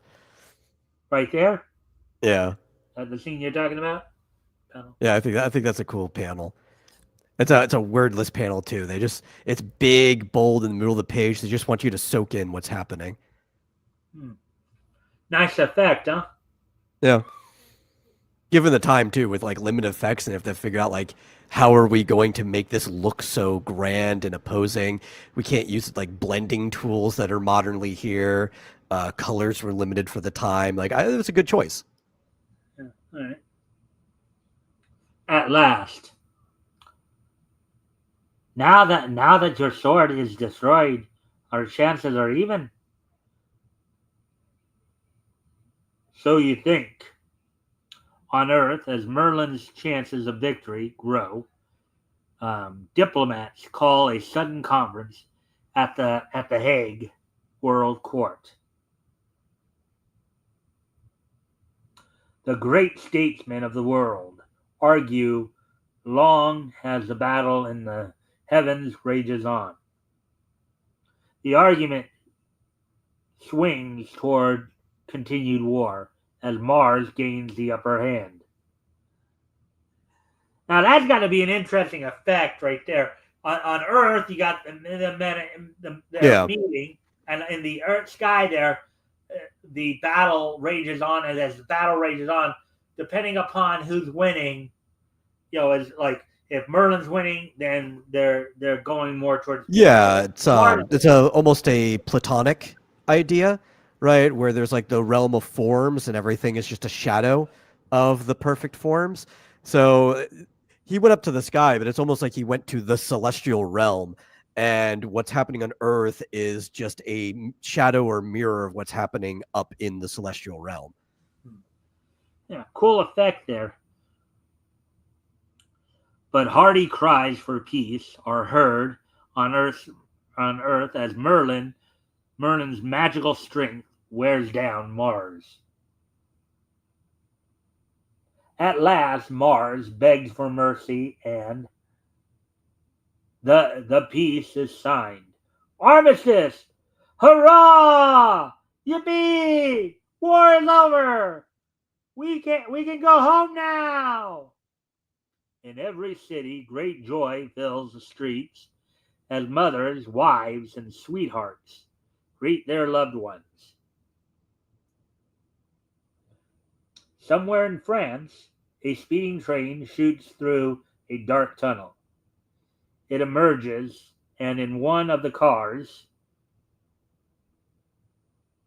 hey, hey, where weren't there went there before? Hey, you weren't there before. Why sure why sure I was. You just didn't see me. Next month, Merlin um, fights in the land of the dead. All right, so before we move on to hit comics number one, and Land of the Dead, is he going like here's the weird thing too, right? Because these are already cross mythology. You have something from Celtic English lore that just kind of becomes normal standard English mythology, regardless of what group's in charge, even Norman English or whatever, mixing with Roman lore. So it's like by Realm of the Dead, could it be any Realm of the Dead, or are they going down to like fight Pluto? That could be anywhere at this point. well, I guess even if you're not reading it with me next time, you'll have to drop by and Yeah. watch to find out, won't you? Maybe. Yeah. So, but anyway, so overall, so now that we're done with this, before we head on to hit comics number one, overall impressions of this story. I like the idea. Like I said, there was a couple panels that I really liked artistically. I feel like so far this brand, like National Comics, has just had a higher standard for art than some of the other comics have. This is almost on par with the previous story that we read. Mm-hmm. The story's a little convoluted. I'm sure it probably irons itself out the longer it goes. And it's not like the whole fighting Mars, it's the whole Merlin thing. Like, it probably just needs more issues to really flesh out the whole what exactly does being the descendant of Merlin mean. Yeah, I mean, well, remember this is the first story. It's Yeah, not like that's what I'm saying. Like, it probably just needs a few more issues to iron it out. yeah. Well, you know that Uncle Sam, a lot of these characters and quality were picked up by DC. You do know that, Yes. right? Yes, I'm aware. In fact, as even RJ pointed out to me yesterday, which I had already known, of course, a lot of these characters are the characters that became the majority of the freedom fighters. Yeah. Or it's like specifically Kellogg is a Merlin in New Earth during like the late 80s and 90s. Mm-hmm. Yeah. So, overall impression of the story, you like this one as well? I think the other one was stronger, but yeah, this one was pretty good. Yeah. We'll get to that part later. Yeah. Comparing, at the end I'll ask you like the one you like the most, the one you like the least, kind of thing. So, we'll get to that. We'll get to there. And as usual, I'm probably going to ignore it until we get there and just say it anyway. Yeah.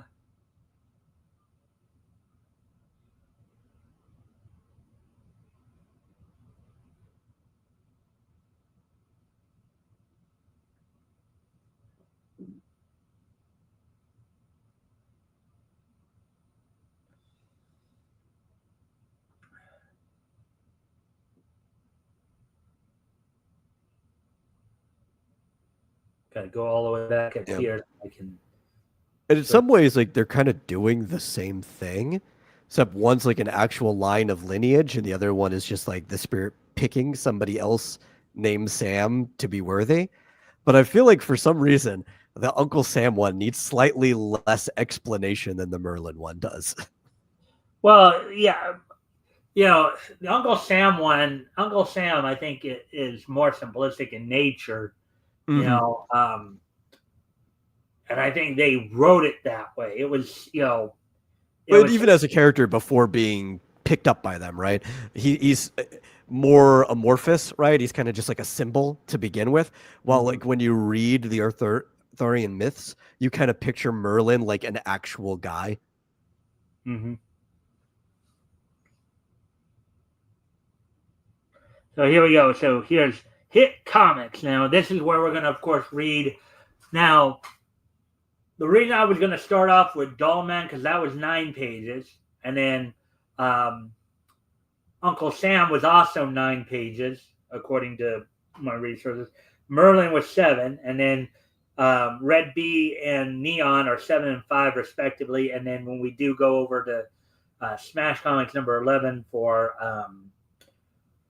Invisible Hood, that one's going to be 5 as well. So in total, we're going to try to read 42 pages there, but if we could, obviously, but I wanted at the very least to get through the four newer characters.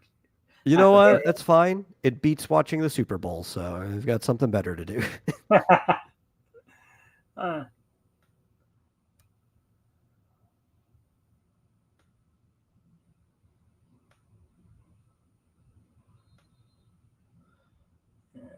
Anyways, we back to this. July number 1, 10 cents, Hit Comics. And there's a Red Bee right there, looks like. Yeah. The Red Bee opened fire. Hercules, the strongest man in the world. That's Joe Hercules. That's again, another quality version of an established character. Blaze Barton. Neon the Unknown, the Strange Twins. And there's that Schwinn. What do you think of that ad piece right there? The lines are less clear, but this is probably the most vibrant out of all of them. It's like I feel like if I were to pick pieces from the 3 different scans that we got, we could probably actually get a good version of this ad. Well, I'm like, yeah, this whole book this scan looks very vibrant right here. I should be able to Yeah. read this pretty easily as compared to the first 3. Yeah, some of it looks like it's a little blurry, like it's not the sharpest scan, but the letters look big enough that that shouldn't be a problem. Yeah.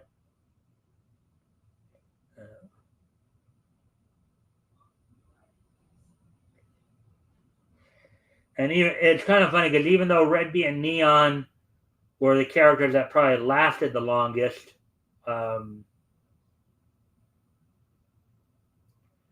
you know, they're not the main features here. They're like, Yeah. there's a Red Bee right there. The Red Bee by B.H. Apiary. Do the red bees make red honey? Can I get some blood honey? That would be cool. Yeah, you might have to go to Kronos to get that. You know what I'm referring to, right? I know of the god Kronos. I don't know if there's another one you're thinking of. Well, I'm actually referring to the home planet of the Klingons from Star Trek. Oh, okay. It's Yes, just yes, spelled yes, kind of yes. weird. It's pronounced Kronos, but as I understand it, but it's like Q apostrophe NOS. Um, let's see.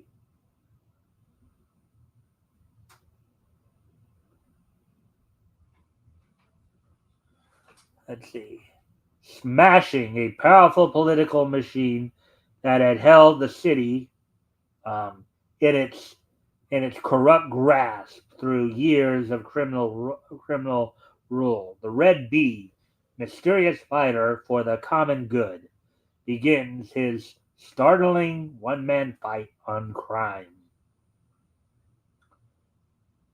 Angered by the slack grafting administration, citizens of Superior City demonstrate for better government before City Hall.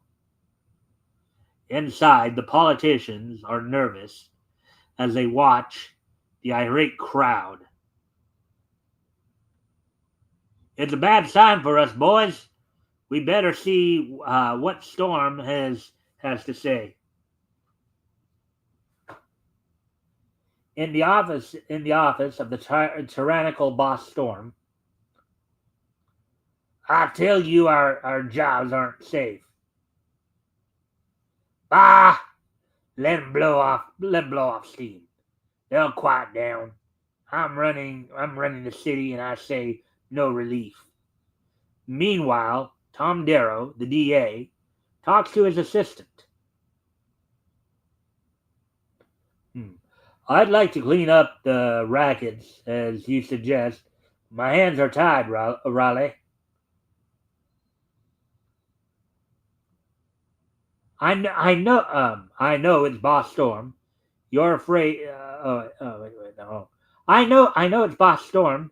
You're afraid he'll ruin your career. Well, it's time that mob was kicked out of City Hall, and I think I've a way. Hello, Daily Record. The district attorney is ready to bust the rackets wide open. An excited man bursts into Boss Storm's home. Hey, boss! The district attorney is closing in on us. He probably has some new evidence, and I must have it. Take 2 men and go to his home, even if you have to use force. Get the proof he has. Okay, boss. There's the house. The district attorney sees Storm's men loitering below. I wonder what they are up to. Hello, police? Police headquarters? Hello? Hello? Great Scott, they just cut the wire. The thugs saunter through the hall, searching for the district attorney's room. You're sure this is it? Positive. As the door opens, a bee flies out. Crack! Tisk, tisk, tisk. You gents meet with an accident. Interesting way to make an introduction, huh? There, Metal. Yeah, I feel like, I don't know. I need more bee puns. That's what I need. I just need bee puns all the time if I'm gonna have a character themed after a bee. You know, maybe it could have been like, um, when he was knocked out, it's like, did you faint from my stinging appearance or something like that? I just need bee puns. All right. Well, maybe we'll get more of those. Let's continue on here. The DA comes out of the adjoining room. What's going on here? Let's scram! The thugs return to Bostorm. What happened to you? What happened, you stupid fools? Wasn't our fault, boss. A mob of guys jumped us when we got there. Yeah, right. It was one guy.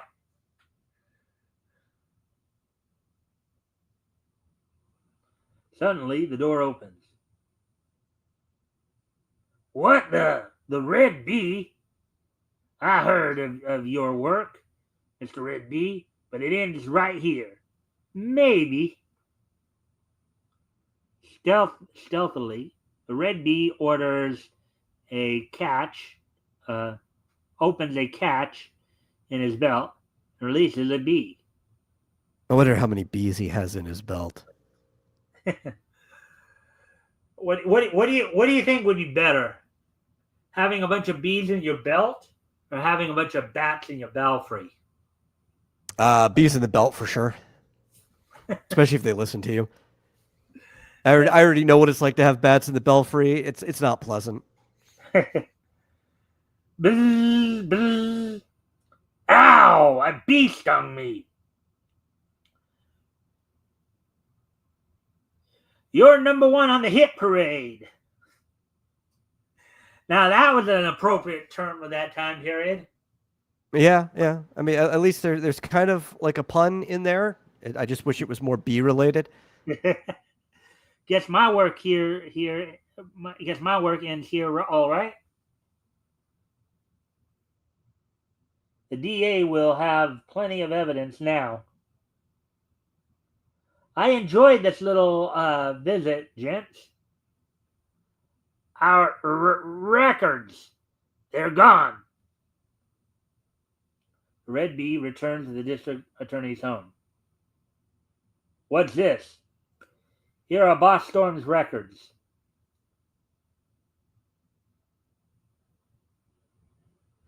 I just took my eyes off for a second, and he's gone. Extra!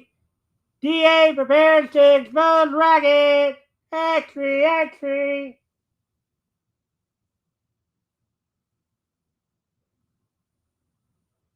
DA, the suspense is getting frightful. Either produce the evidence you claim you have, or your job as DA is over.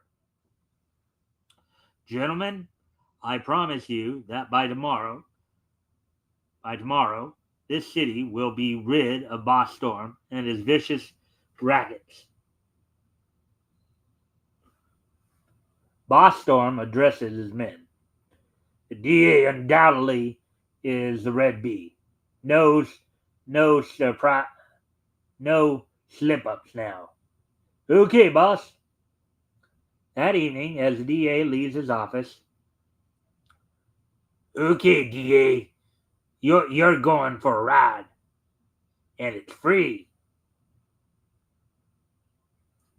The DA is roughly roughly jostled into a waiting car. As the thugs drive away, a sleek car pulls up behind them. Okay, Red, this is a good spot for the job. A short distance away, the streamlined car silently comes to a halt. Quickly, the abductors toss the DA off a cliff.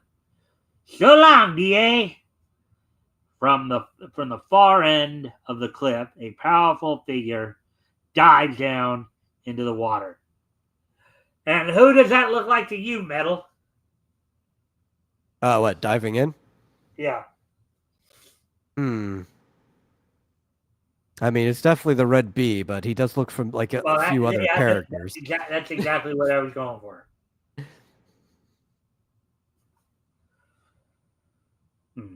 I got him out. I got him out just in time. He's coming too.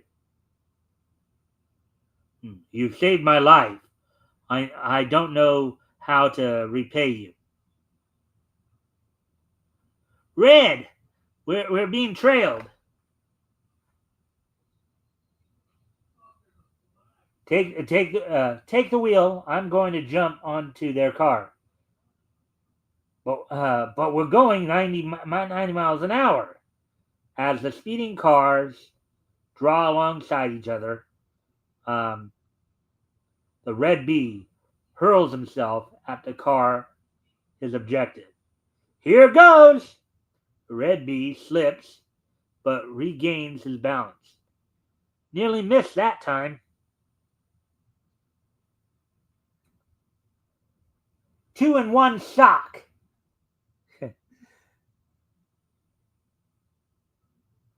DA, take these men and their car.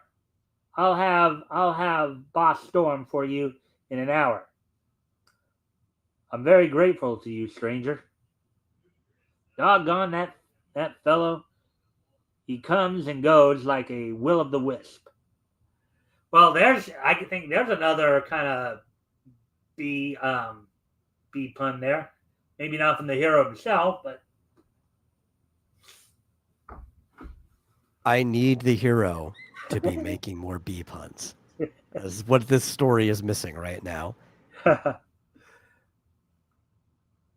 Boss, we're done for. They got Red and Pete. Those punks will spill the works. We're leaving now for the airport. It's getting a bit too hot for us in this town. The racketeers arrive just as the transport is ready to take off. We just made it. Hurry. Hey, boss, look. The Red Bee has followed us. Run for the plane. It's our only chance. Not so fast, boys. As the Red Bee drops a thug, another draws his gun. Why the? I'll cut his heart out. The thug lunges, but the Red Bee eludes his powerful thrust. The plane takes off with Storm aboard. The Red Bee does not give up. Not a bad jump at that. Look at that. He's got super leaping ability, apparently. Hey, Metal. Yeah. That's pretty high up. He must have some pretty powerful legs there. Pull that off. Hey, gosh, this plane is riding fast. Securely holding Boss Storm, the Red Bee drops from the plane. The fool, he'll kill himself. He's reached the ground. Amazing.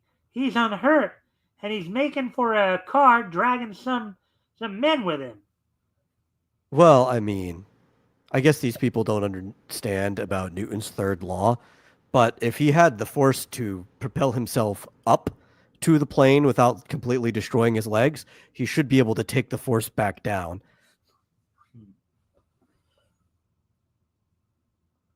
Let's see. While the people stare in astonishment, the Red Bee whisked Boss Storm away in his car. The DA wants you. Several days later, the city courtroom resounds in jeers and sneers as Boss Storm's trial gets underway. The court will attempt to prove that you are the head of all the rackets in this city. That's a lie. A bee flies swiftly at the enraged Boss Storm. You're trying to frame me. That's what you're doing. The bee stops Storm's violent outburst. Ow! Yes, yes, I confess. I admit everything. Get me out of here. I admit everything. Get me out of here. Minutes later, the jury returns with a quick verdict guilty. As the verdict is read, there is wild jubilation throughout the room.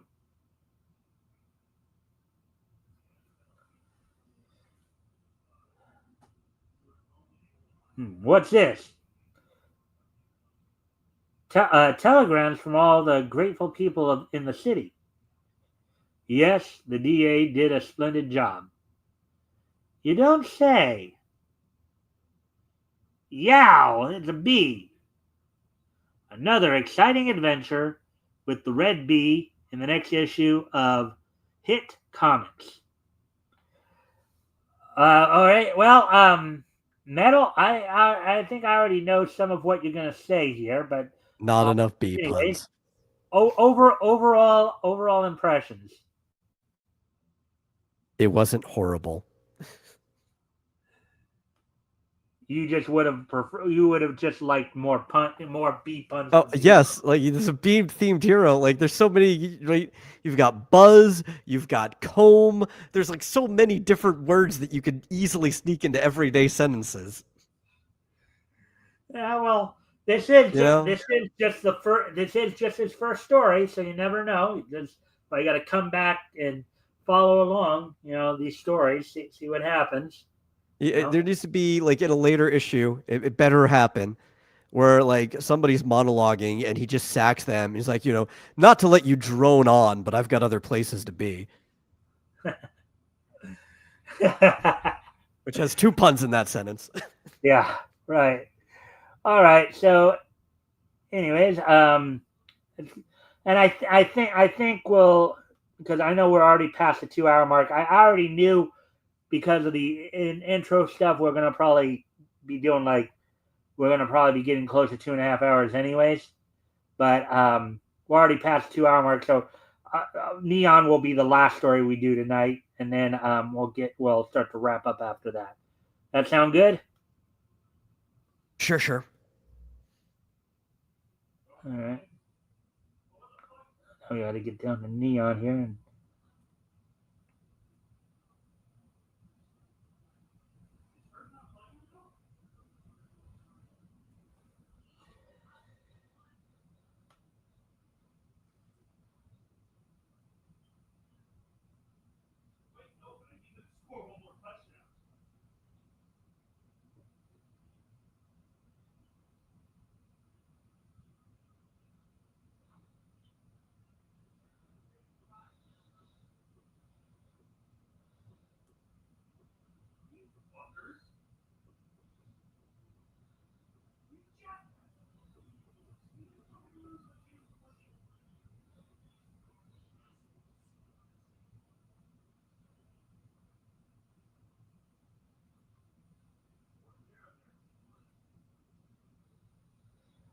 And I know he's in here. There we go. There he is.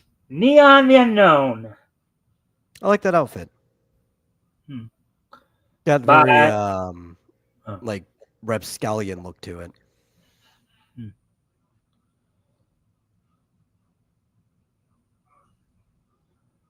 by Tigger McKay, I believe, or McCoy. Hard to tell with the cursive there. Out of the mysterious unknown comes a strange but powerful figure. Neon, possessed with great neonic powers, to save the world from destruction by individuals hungry for power and glory. Secret preparations for a world invasion by the combined forces of all the primitive races of man in the Dark Continent. In the bush of I actually Australia. found him real quick before you go into it. Huh? What? It's Tager Maroy. Oh, Tager Maroy. Okay. Yeah. And he wrote Neon and Tom Corbett. Well, Tom Corbett is Neon's alter ego. Okay. That's just the credited character. So this is his only story then, is he just wrote Neon. Yeah. The bush of Australia and the jungles of Brazil. Huge hangars are erected by savages trained to white man's ways. Rows of black natives man the huge munitions machines. The bushmen, headhunters, cannibals, fierce, painted warriors, all are paid richly in gold and presents to carry out the fiendish plans of Morgan Crooks, a retired man of great wealth. Wilson, soon our plans will be put into action. All civilization will fall when fall. He. Meanwhile, in the French Foreign Legion, a power-mad lieutenant cruelly commands his company. The Mamagi tribe must be held in check. You are to cross the desert and die if you must to quell their uprising. We can never reach the jungle alive. What have the Mamagi been doing? Nothing, Crackett. Just want nothing. Crackett just wants us out of the way. One day, one by one, the blistering heat of the vast desert takes its toll of the doomed company. Crackett is a madman to send us on a trip like this. He knew it would kill us.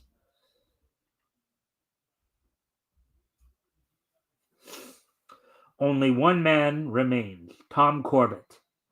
He dragged himself over the burning sands. I can't last much longer. At last, a shining pool of clear water glistens in the green oasis, beckoning hopefully to. At last, a shining pool of clear water glistens in the clear oasis, beckoning hopefully to the dying man. Parched with thirst, weak from the intense heat, Tom Corbett crawls forward in agony. Phosphorant vapors rise from the water Tom drinks.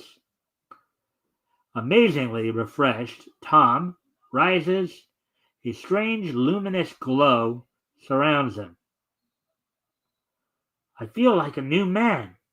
Amazingly, all of that phosphorus didn't kill him when he drank it.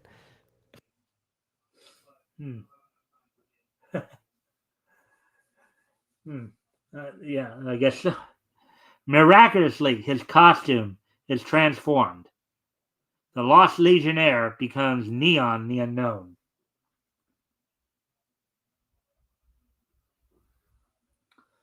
The next moment, a snarling tiger springs before him. Neon raises his hands instinctively. And I haven't even got a gun. What the? The tiger's dead. There's some strange power in my hands. I can feel it through my body. Strange. It must have been the water. It has given me neonic powers. I can do almost anything. All right. Metal, what do you think of that plot twist? I think this is how chemicals work to start, right? Especially because he said phosphorescent, which implies that it's glowing from phosphorus, not neon, which is a completely different chemical. But I don't know. I guess it really doesn't matter here. He could just zoom light at things and they die. I guess he's killing it through radiation. And well, what have we said about the authors of this time in regards to their scientific? They're all on cocaine.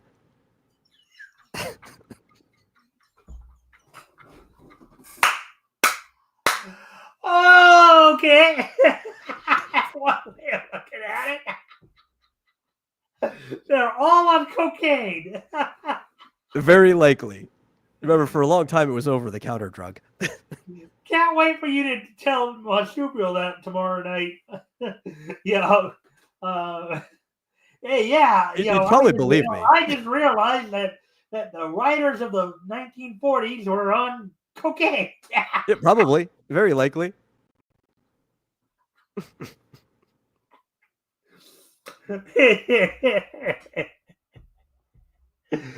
We've often talked about how these writers' scientific knowledge is quite limited, if anything. But it does make for some fanciful science fiction, though, doesn't it? Sometimes, yeah.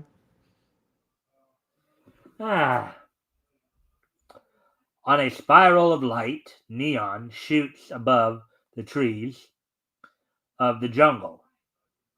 His flight takes him to the enormous hidden airport where Crook's operations are in full sway. Very mysterious. Think I'll have a look around.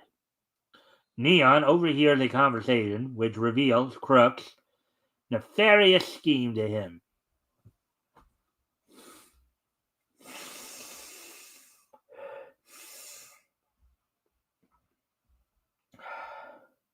Flying back to the Legion at top speed, he warns the commandant. What nonsense is this? Secret hangars, world attack by savages. Who are you anyway? I'm Neon the Unknown. You must let me have some men at once. The officer, who would like listen to that? It's like, I'm unknown. Give me some men. Like, no. Maybe if you had a rank or something, you could pull, but we're just not going to give a stranger men.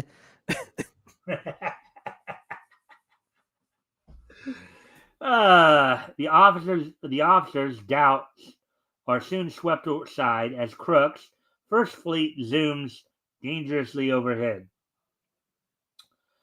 Do you believe me now, Captain? By gad, man, yes. How many men do you need?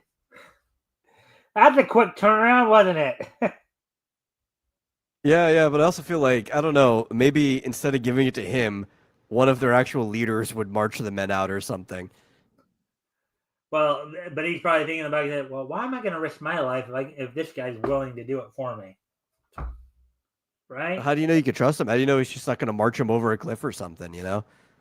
This is some complete stranger. He could work for the people that just came by, and this is a ruse. Back at the secret hangars, Neon leads a company of his former comrades. He's not recognized by any of them. Morgan Crooks trained hordes rally to attack the invaders, but hold your fire, men.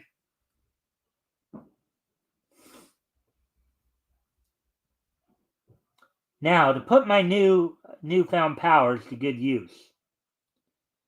A blinding glare flashes from Neon's hands.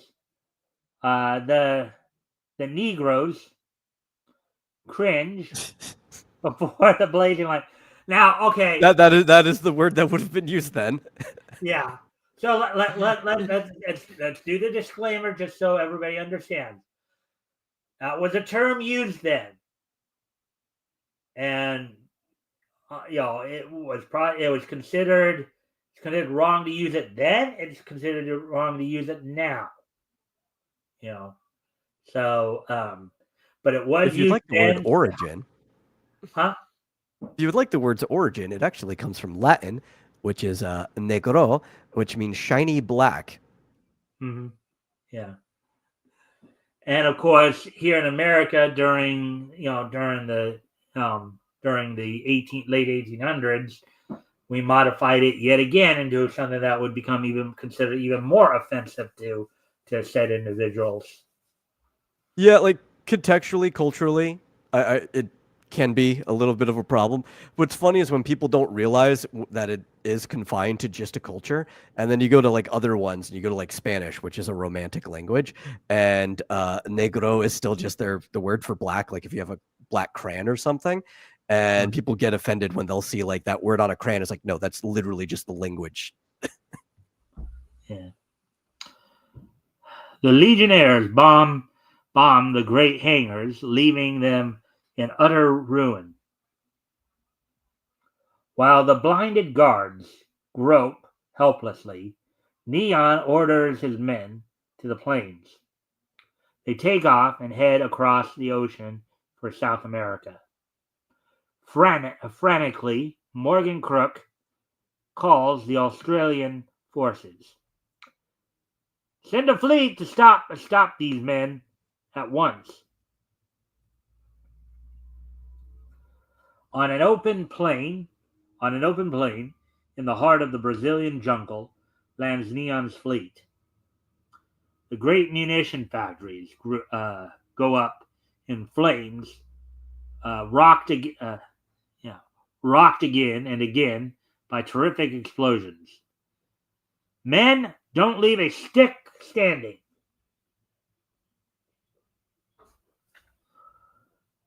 Once more, they take to the air to finish the job in Australia.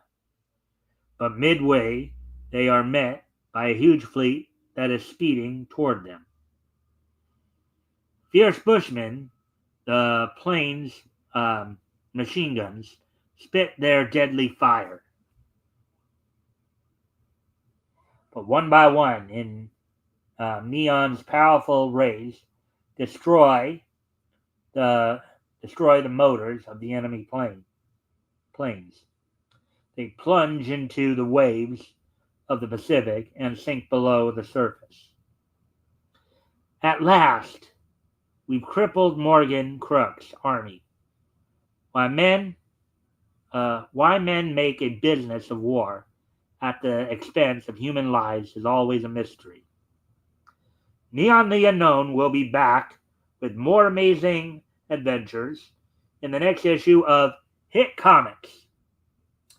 All right, so overall impressions of that story, Metal? It's a little kooky.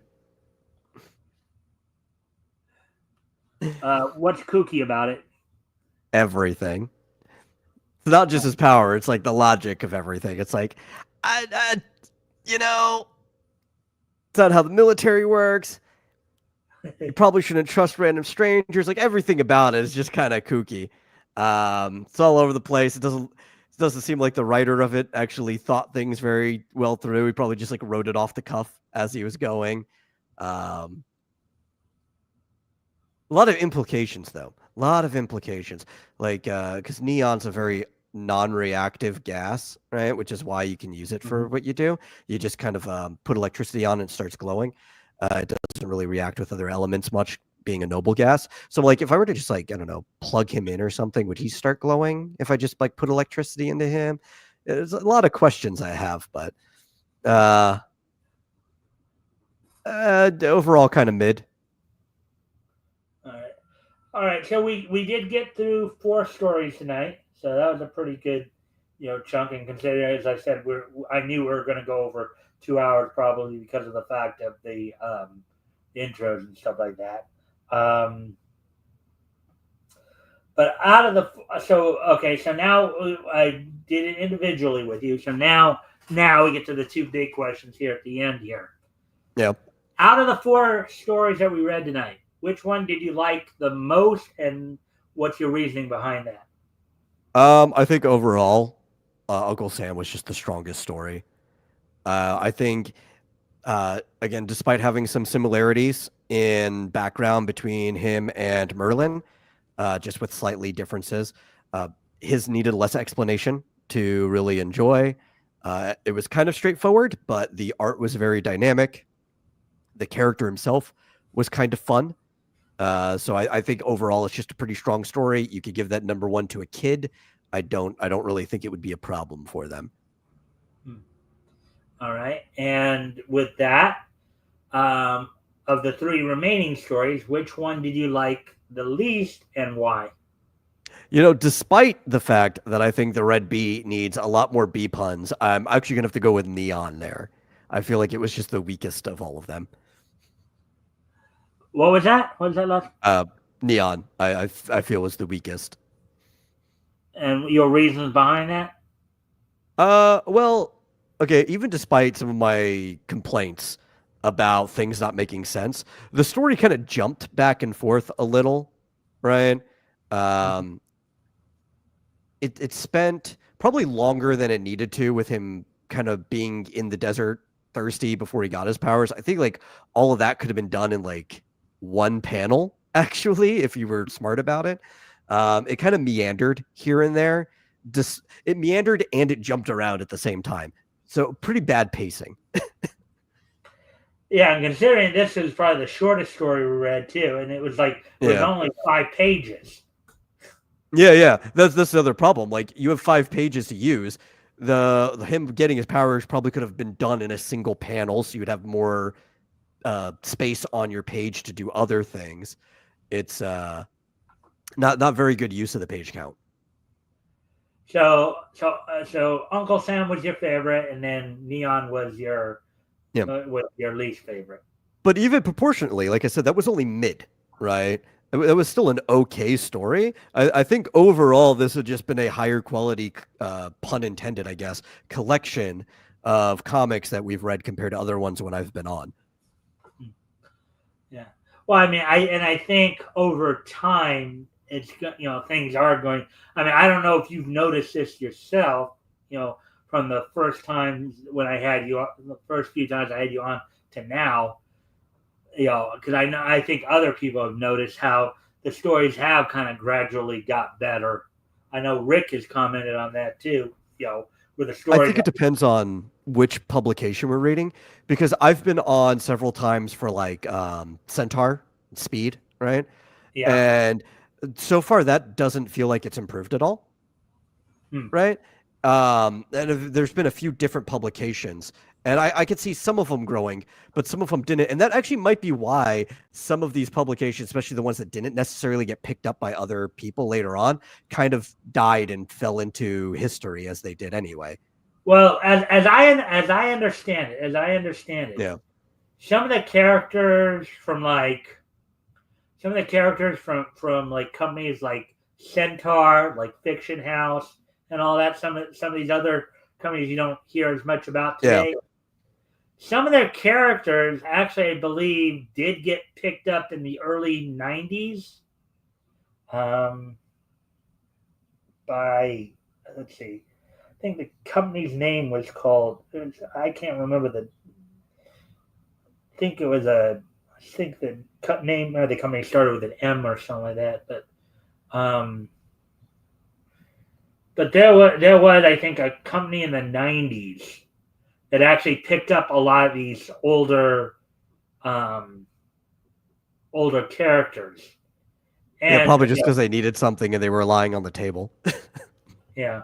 Well, I mean, a lot of these characters too are in public domain now too. Yeah. So it's probably a lot easier because but again, a lot of these companies too didn't like. I mean, Centaur, for example, I think closed down. In 42, finishing up, closing down in 44. So Yeah.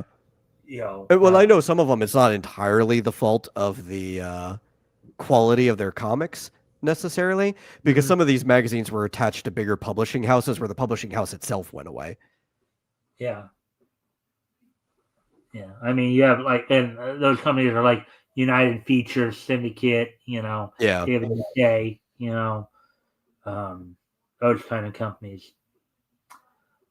All right. Well, we're done with the comics portion, with the main part of the show. So now I'm going to start to wrap up. But of course, what we are going to do before, with today being Sunday, February the 9th, 2025, let's go ahead and take a look back at this date in Nietzsche history. History!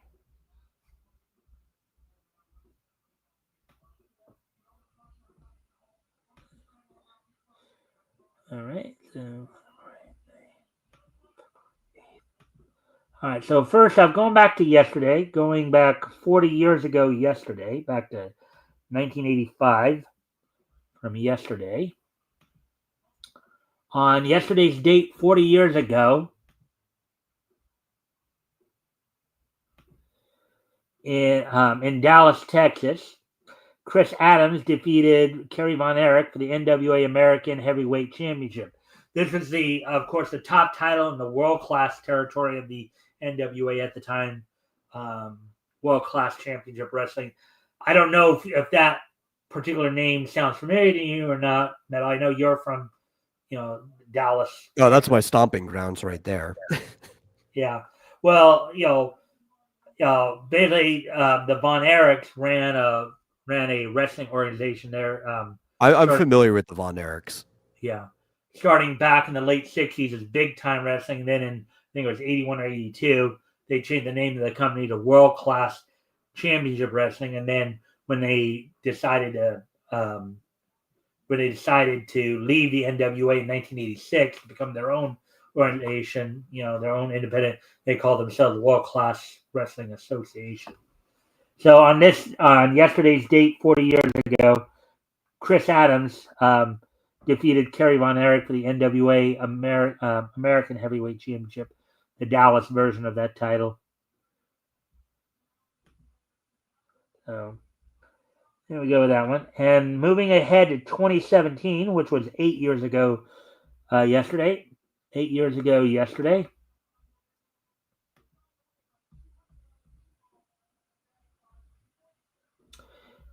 In 2017, on yesterday's date in 2017, the 5th issue of Moonshine from Image Comics went on sale yesterday. 8 years ago yesterday. Sold for $2.99, 28 pages. No title of the story, but it was written by Brian Azzarello with art and coloring done by Eduardo Risso, and Jared K. Fletcher did the lettering. So the 5th issue of Moonshine went on sale 8 years ago yesterday. Some of my recent ancestors were moonshiners and bootleggers. One from about 150 years ago or so. Yeah, more or less. All right. May or may not have property in West Virginia related to them. All right. And now moving ahead to 2020, 5 years ago today, on this date, 5 years ago today,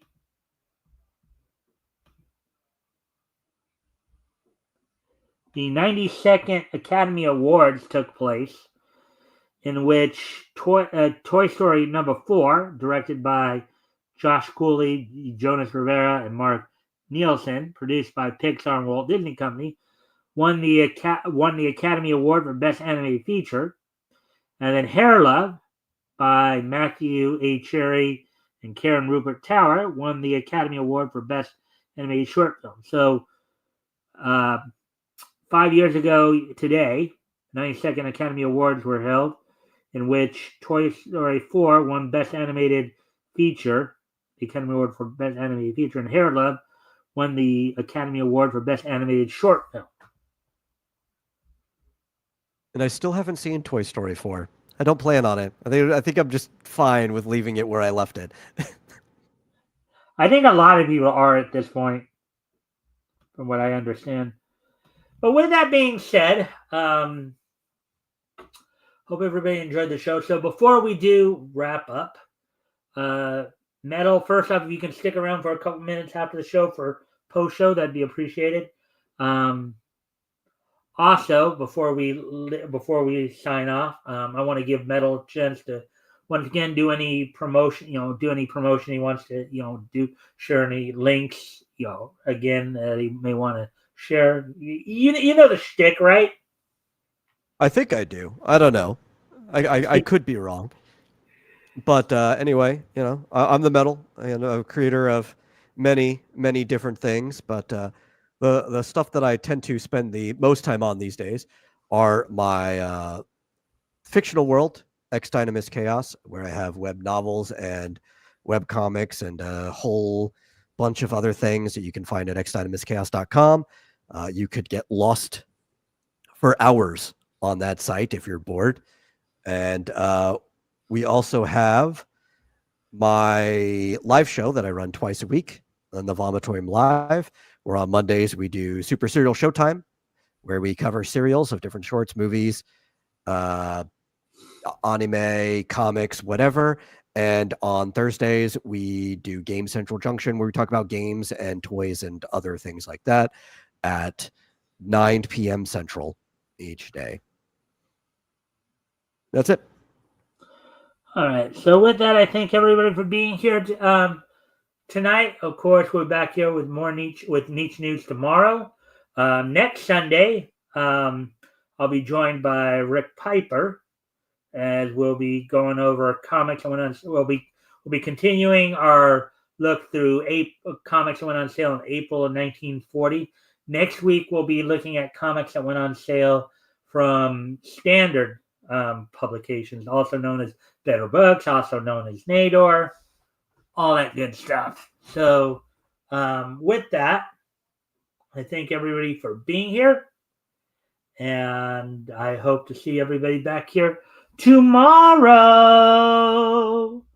Bye.